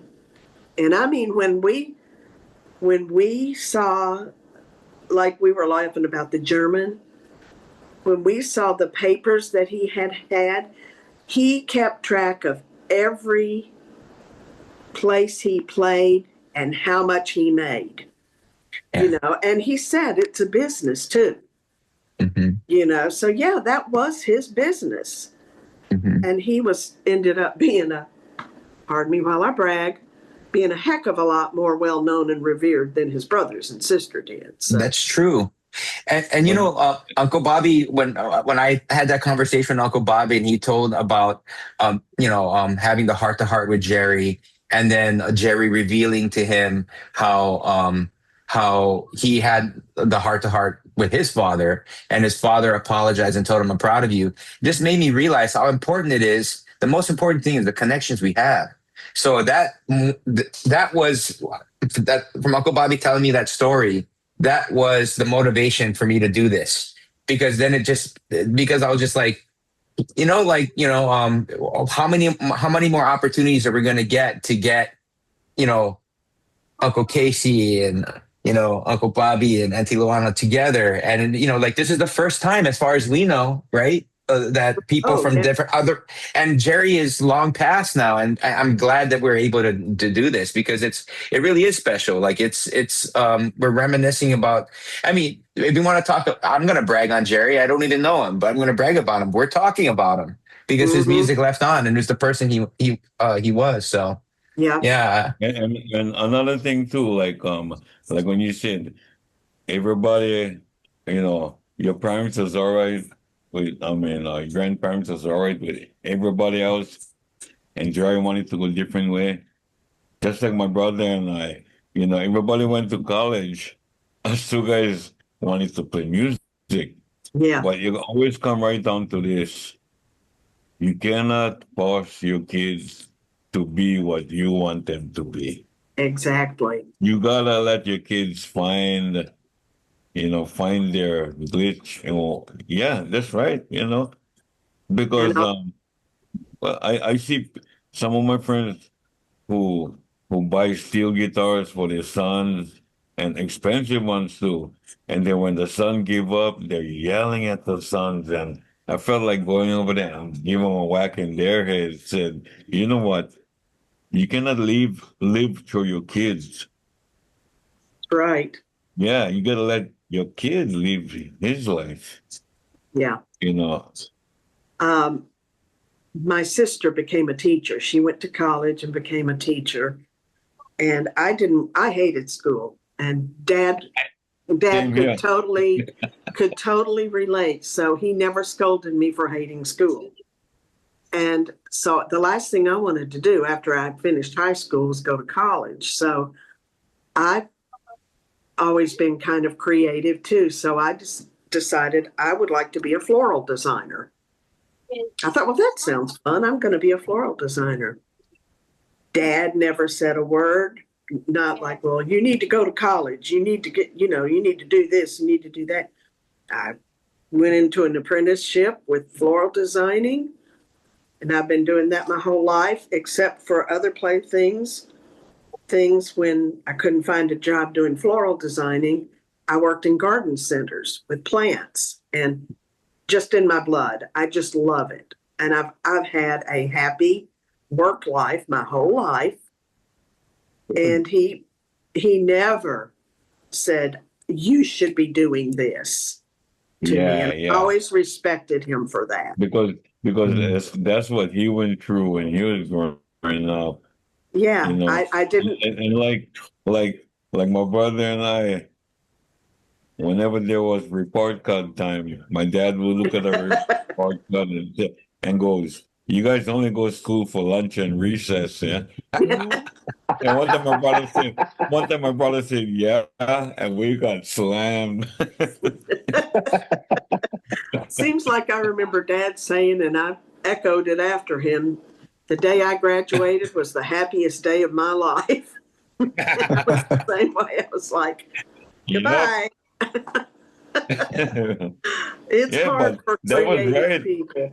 I used to look forward to schools to see what kind of lunch they had.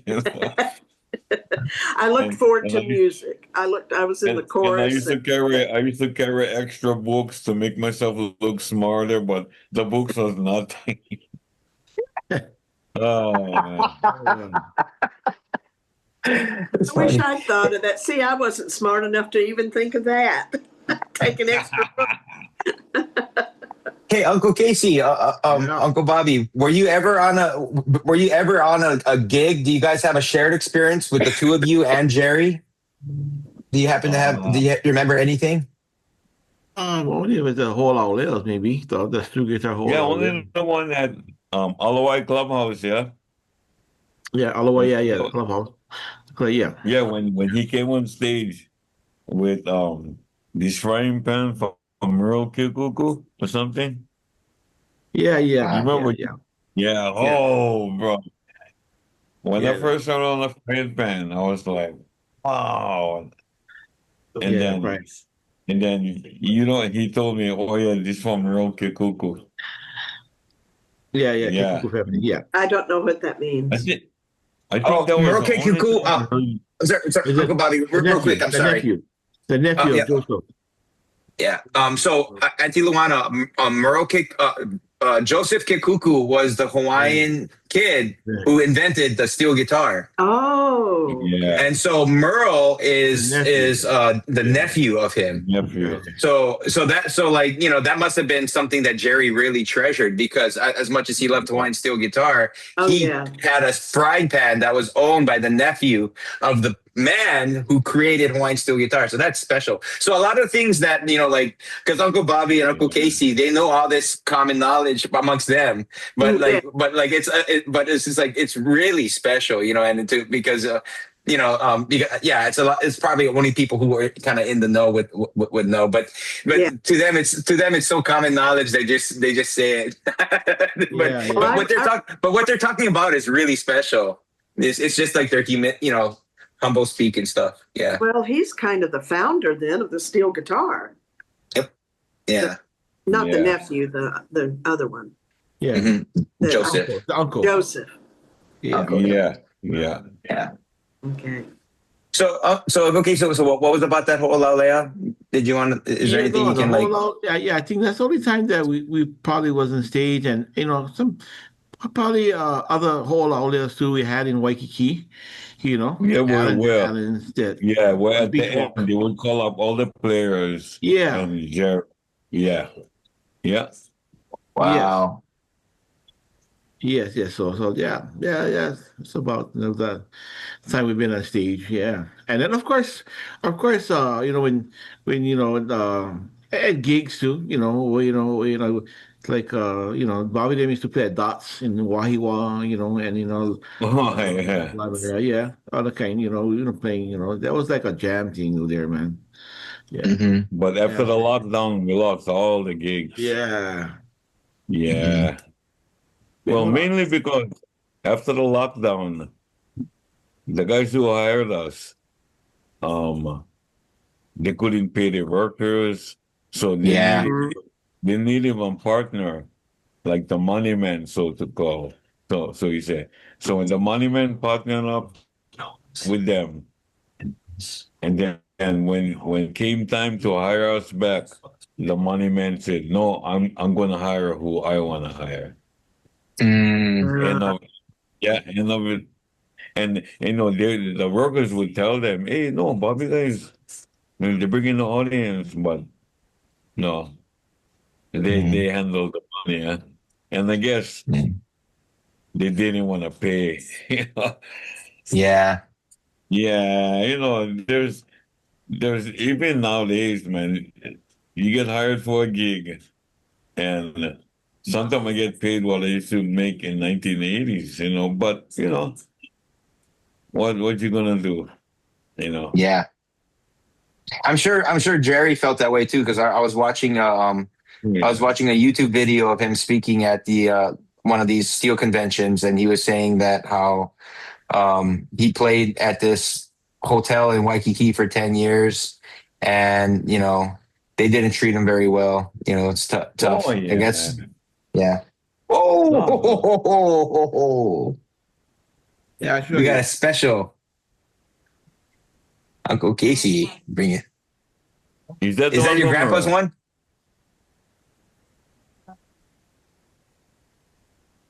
Which That one this is is Wow. that, kid? This is Kekuku, Merle, Uncle Merle's one. Wow. This is how it came out when it's brand new. I had it Yeah, yeah, restored. Wow. I yeah. had it With all restored. This is that, the color. the yellow tint. Yeah. So I had it What restored. what type So of wood is that made of? Or It's is it just aluminum. Well, aluminum. aluminum. it's Yeah. aluminum? So yeah, they don't have the plate. Yeah, Yeah, they don't have the solid. yeah. Like mine's Wow. have the plate. Did they used to be silver in color? The They do older have silver ones, No, but go ahead. no. Go ahead, Uncle Bobby.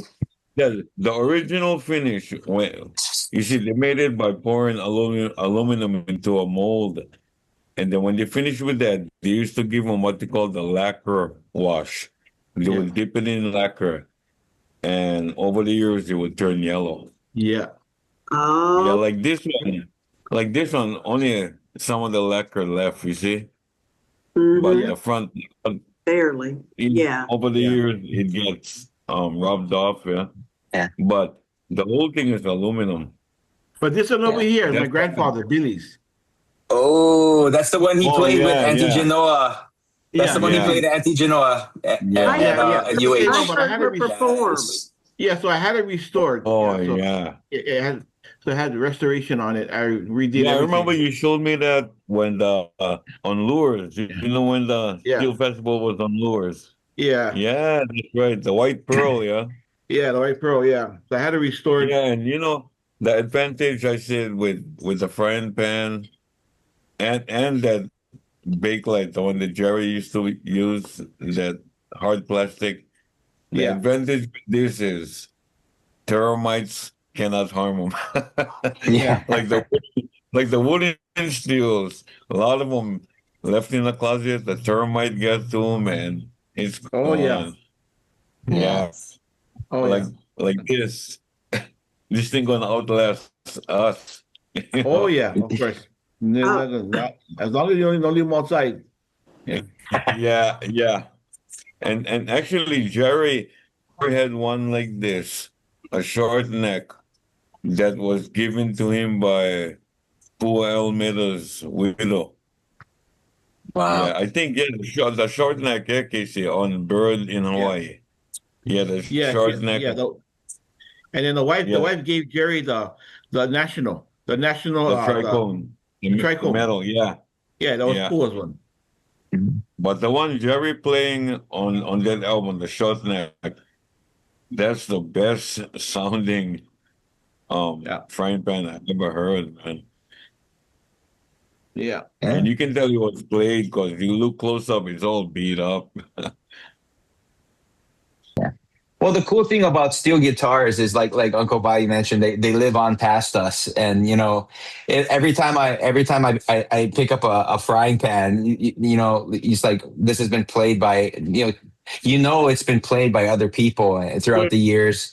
And it's almost kind of, maybe in 200 years they'll be like Stradivariuses, you know, because they're gonna last they're gonna last longer than Stradivariuses, you know, because they're made out of aluminum, and that's what's really cool about the frying pans. You know, you just feel like another person along the line that played and loved that instrument, and they go years sitting, you know, and but it's really cool to know the lineage and the provenance of each steel, because you don't always know that. Yeah. Also, Jerry had a big light. Was in mint condition. I think Bobby, the kind of Harry Koizumi has it. Harry. Oh. Yeah, he has and he got it from Jerry. Big light. That's I think that's like came out of the store. I think. Harry Koizumi. He's a rock. The guy play guitar. Yeah, he got one of the steels he bought from Jerry. It was a big light. I wonder if it's a 7-string. Yeah, it's a mint condition. It's in mint. Because every time I saw Jerry with a big light on an old record, it was a 7-string. Yeah. Oh, Harry got Harry has and Jerry signed it, everything. Jerry has his everything on it. Wow. Yeah. Well, my sister technically owns the one in the Hall of Fame, and she keeps it out on loan to them. And there was a big light too. As a big, no. Both big lights. One in the Hall of Fame. Yeah, the one I think the one in the Hall of Fame. That's the one Scott had. It's a double neck with the pheasant on it. You know the double neck Sho-Bud? Oh, 7, 8. No, that's the one that I think I was talking about, the double neck with the pheasant on it. Yeah, with the pheasant on it. Love. Yeah, there's 2 Hall of Fames. One's in St. Louis and one's in Nashville. So I think the double neck is in St. Louis, Missouri, and I think the Bakelite is in Nashville. Is that correct? Yeah, Bakelite's in Nashville. Now, earlier, I was talking about the double neck that I remember that had Manu on it, that had the bird. I just remember I loved that. I thought that was so pretty. Casey, Greg has a model like that, right? Yeah, he had one because there were so many made. There only was couple made, and he bought it from the guy from someplace in the mainland. But I think Greg sold it. Sold it to the guy, the young kid. Yeah, that Mark. Oh yeah, Putra. Yeah, that's right. It's 7 and 8 string. Yeah. Yeah, and Mark, he can play just like Jerry Byrd. Oh yeah, I should mention Mark. At Luana, there's a younger player named Mark Pruka. If there's anybody that sounds like Jerry Byrd, he's really taken up Jerry Byrd's sound in Mantle. He really likes. Yeah, if you his name is Mark Mark Pruka, Prucha.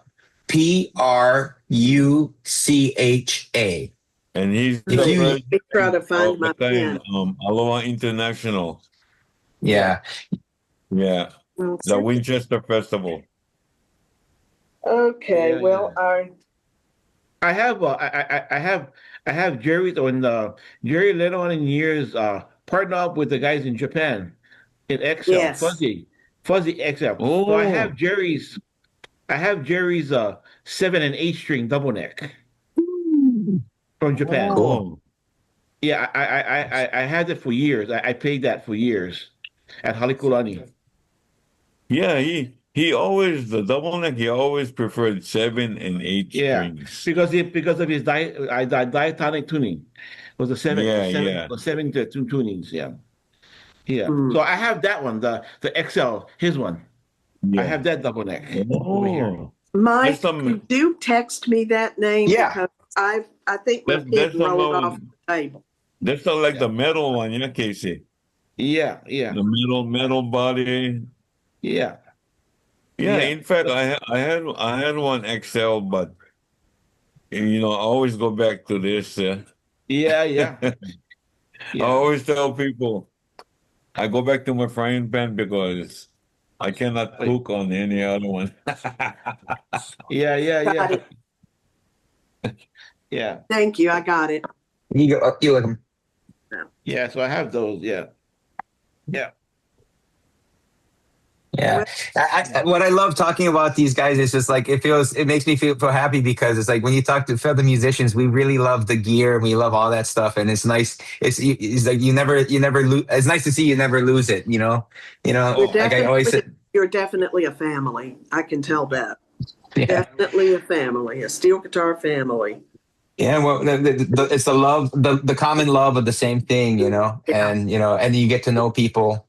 I've met so many people through music that I wouldn't have if we just didn't have the common love of music, Right, So right.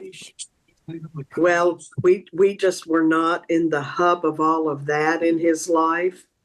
And I Mhm. hope I haven't disappointed any of you because Oh no. I thought I don't know any of this stuff, much. I just know my take on everything, and that's all that I can give you. Well, yeah. Well, I mean, what you said was gave so much insight, and it reconfirmed things that we talked on both sides, from the Hawaii side and the mainland side.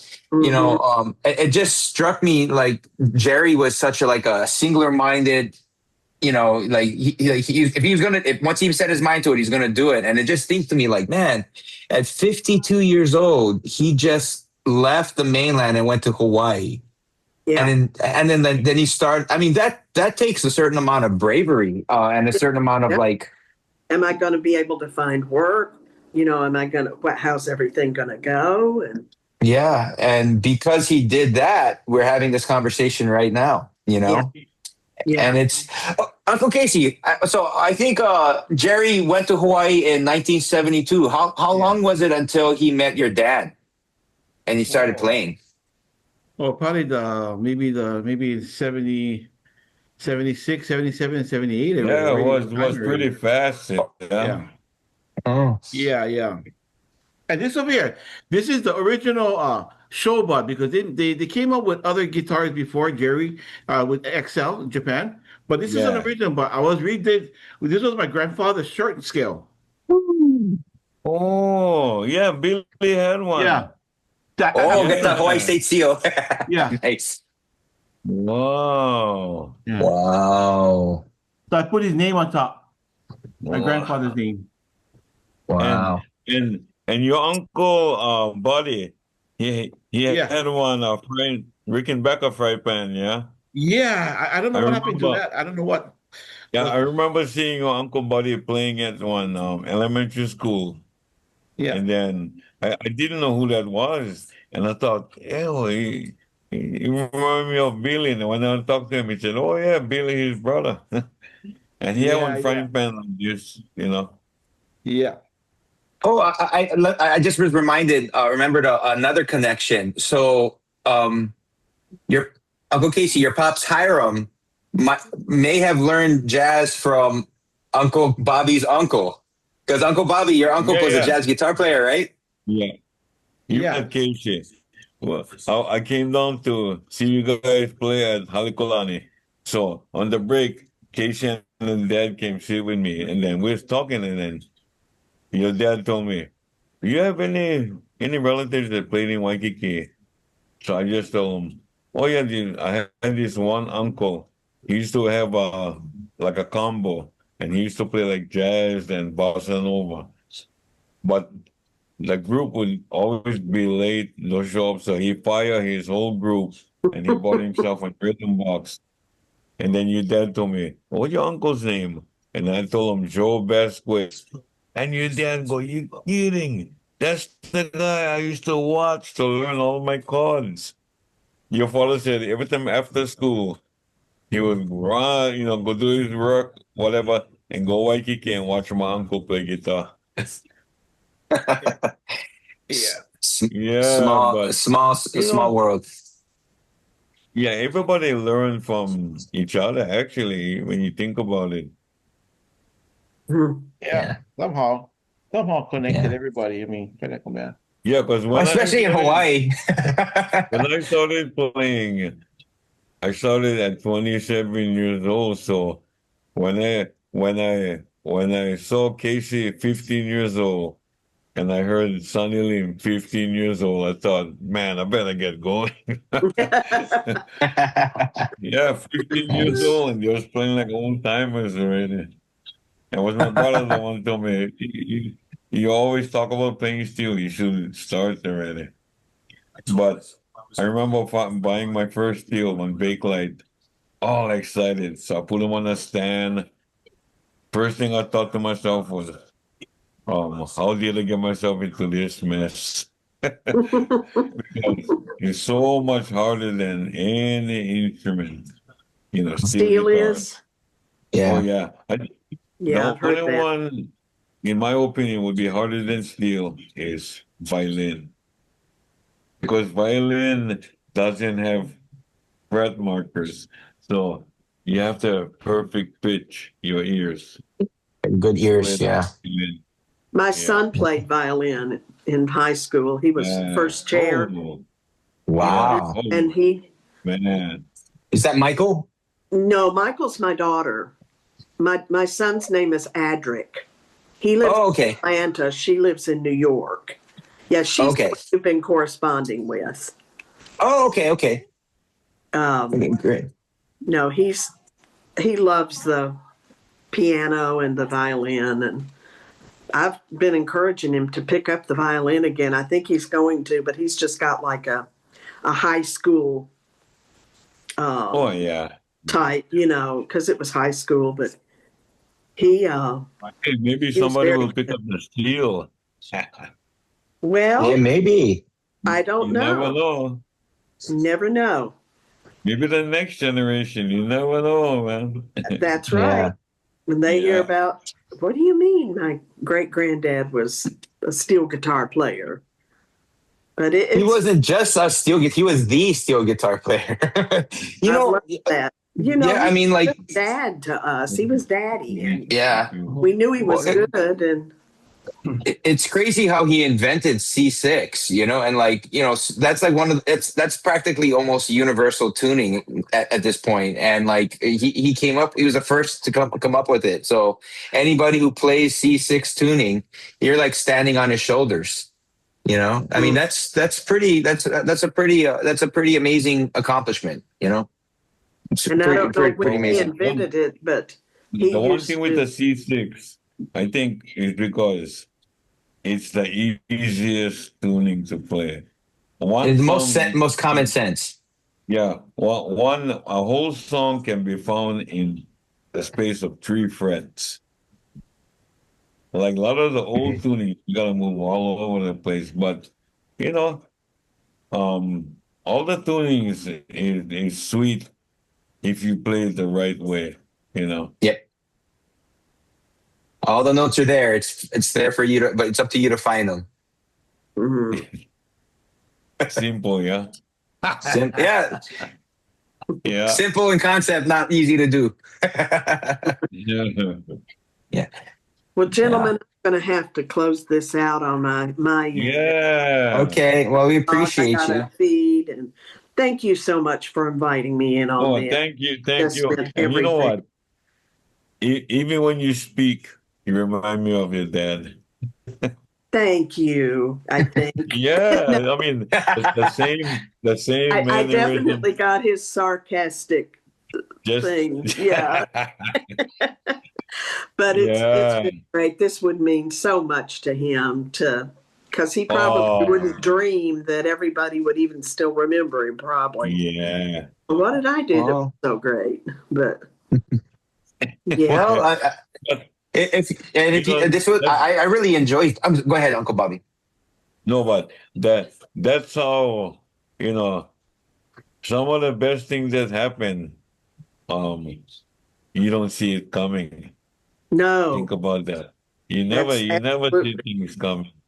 Yeah. absolutely you.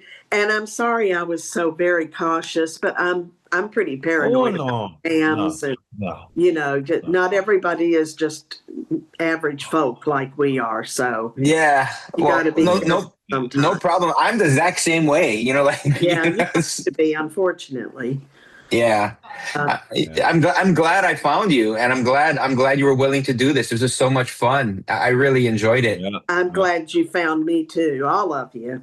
Yeah, and I'm glad that we were able to share stories, and Yeah, from knowing your stories, and having Uncle Bobby be able to share with you his story about his dad, saying yeah. he's proud of him, and that's it. It feels like closure. It feels like the Hmm. story took a long time to get all around, but it Some of did, them, and now the loop was closed. yes. And And so thank you so much for all the work you did to bring all of this together.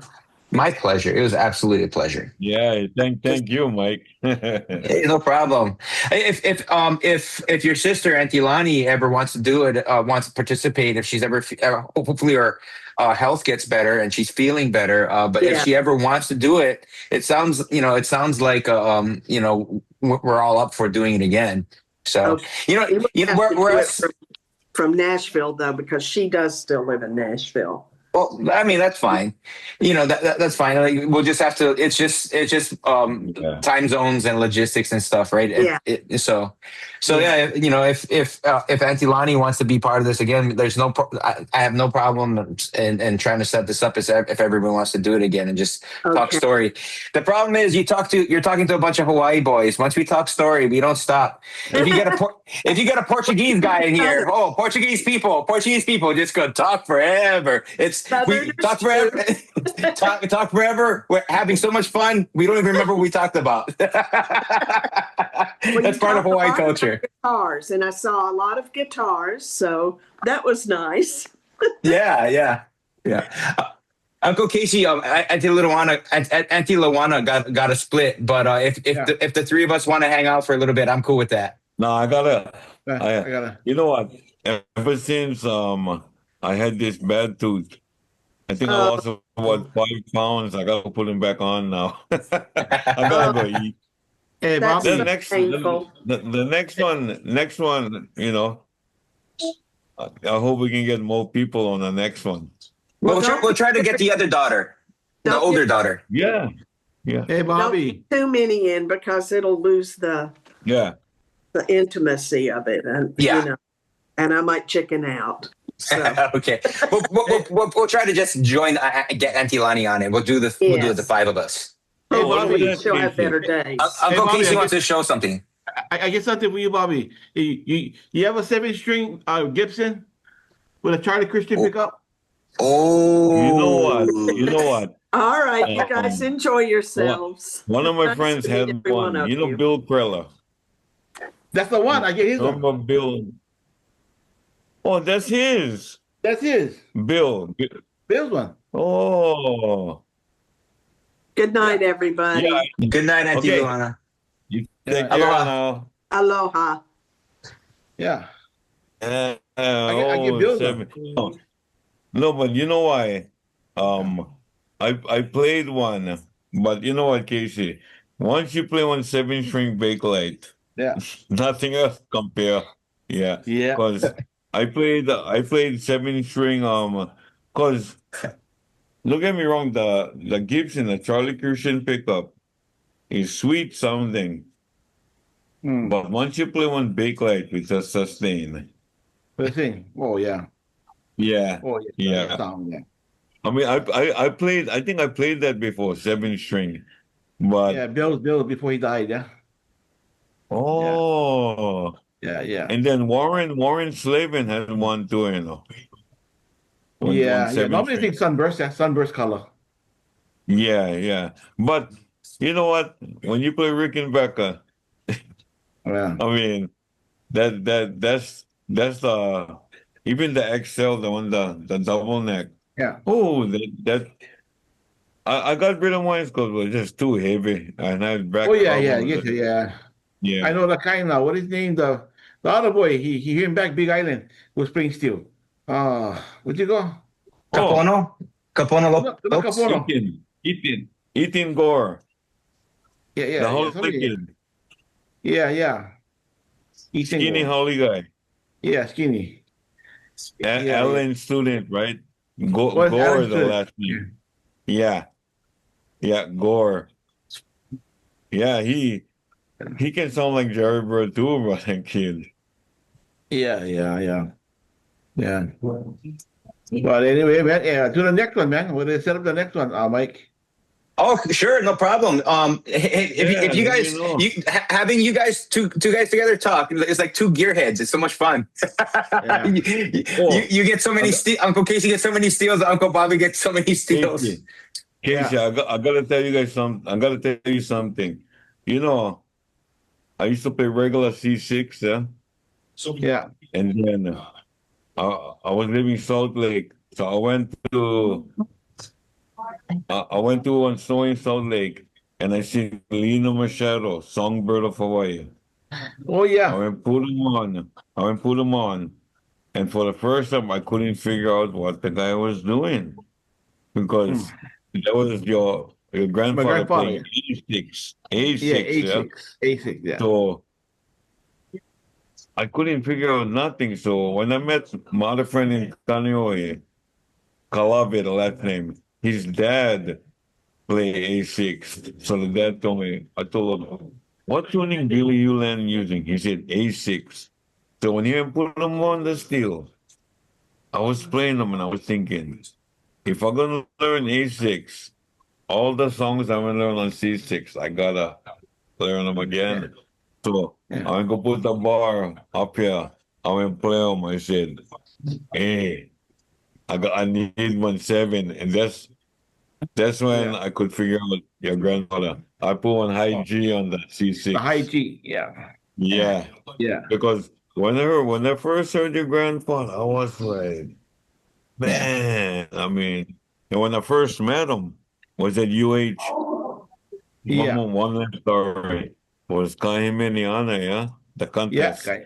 So I went over there with this, Poo's one, and he wouldn't recognize the case.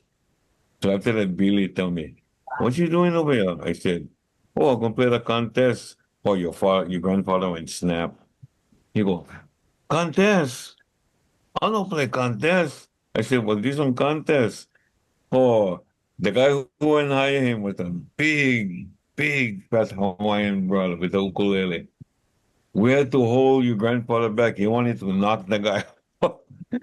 Your grandfather had short fuse, bro. Yeah. He told us, he looked at the Hawaiian guy and said, hey, you effing son of a bitch. You told me it was on luau. Oh, we had to hold your grandfather back, but he wanted to knock the guy out. I don't know who was that big guy, but your grandfather told him, why you bullshit me? I told you I don't like play contests. Yeah. Oh, that's funny. And, Yeah, Billy was great. Go ahead. Yeah, but brother had one temper, let me tell you. And between him and Buddy was the mellow one. Yeah, Uncle Bobby. Billy was he'd beef for anybody. And the bugger was small too, He fight anybody. I got a quick question because I actually learned some Billy Hew Len stuff. I transcribed his "How Do You Do" Moana Chimes solo with Auntie Genoa at UH from the Hawaiian Rainbow. Yeah, I transcribed it and I figured it out. I tuned my steel to A6, and the thing that really impressed me, I was like, how did he do it? He couldn't mute left hand. He didn't have he couldn't do left hand muting. So it was all right hand muting. And he was so clean. That's unreal. How could he do it all with just no muting? So like everything was so controlled. You know what Buddy told me? Billy used to play steel before the accident. Buddy told me after the accident, he became more determined. So it's a determination, Yeah. He said he told the world, I still can. And then what Yeah. he said, he even became better than when he had his two hands. Yeah. Billy was amazing. Like if you try to learn any of his stuff and you realize that he couldn't left hand mute, I was like, it's so clean. Plus, he played pedal too. Yeah. He played pedal steel plenty. Yeah, he taught himself pedal. So amazing. All right. Well, mahalo. I appreciate all you guys. Thank you so much. Hey, if you want to do it again. Yes, at least I know I'm not the only one had operation on the yeah, mouth. no, I had operation. That's why I'm going back to work tomorrow. Okay, Monday.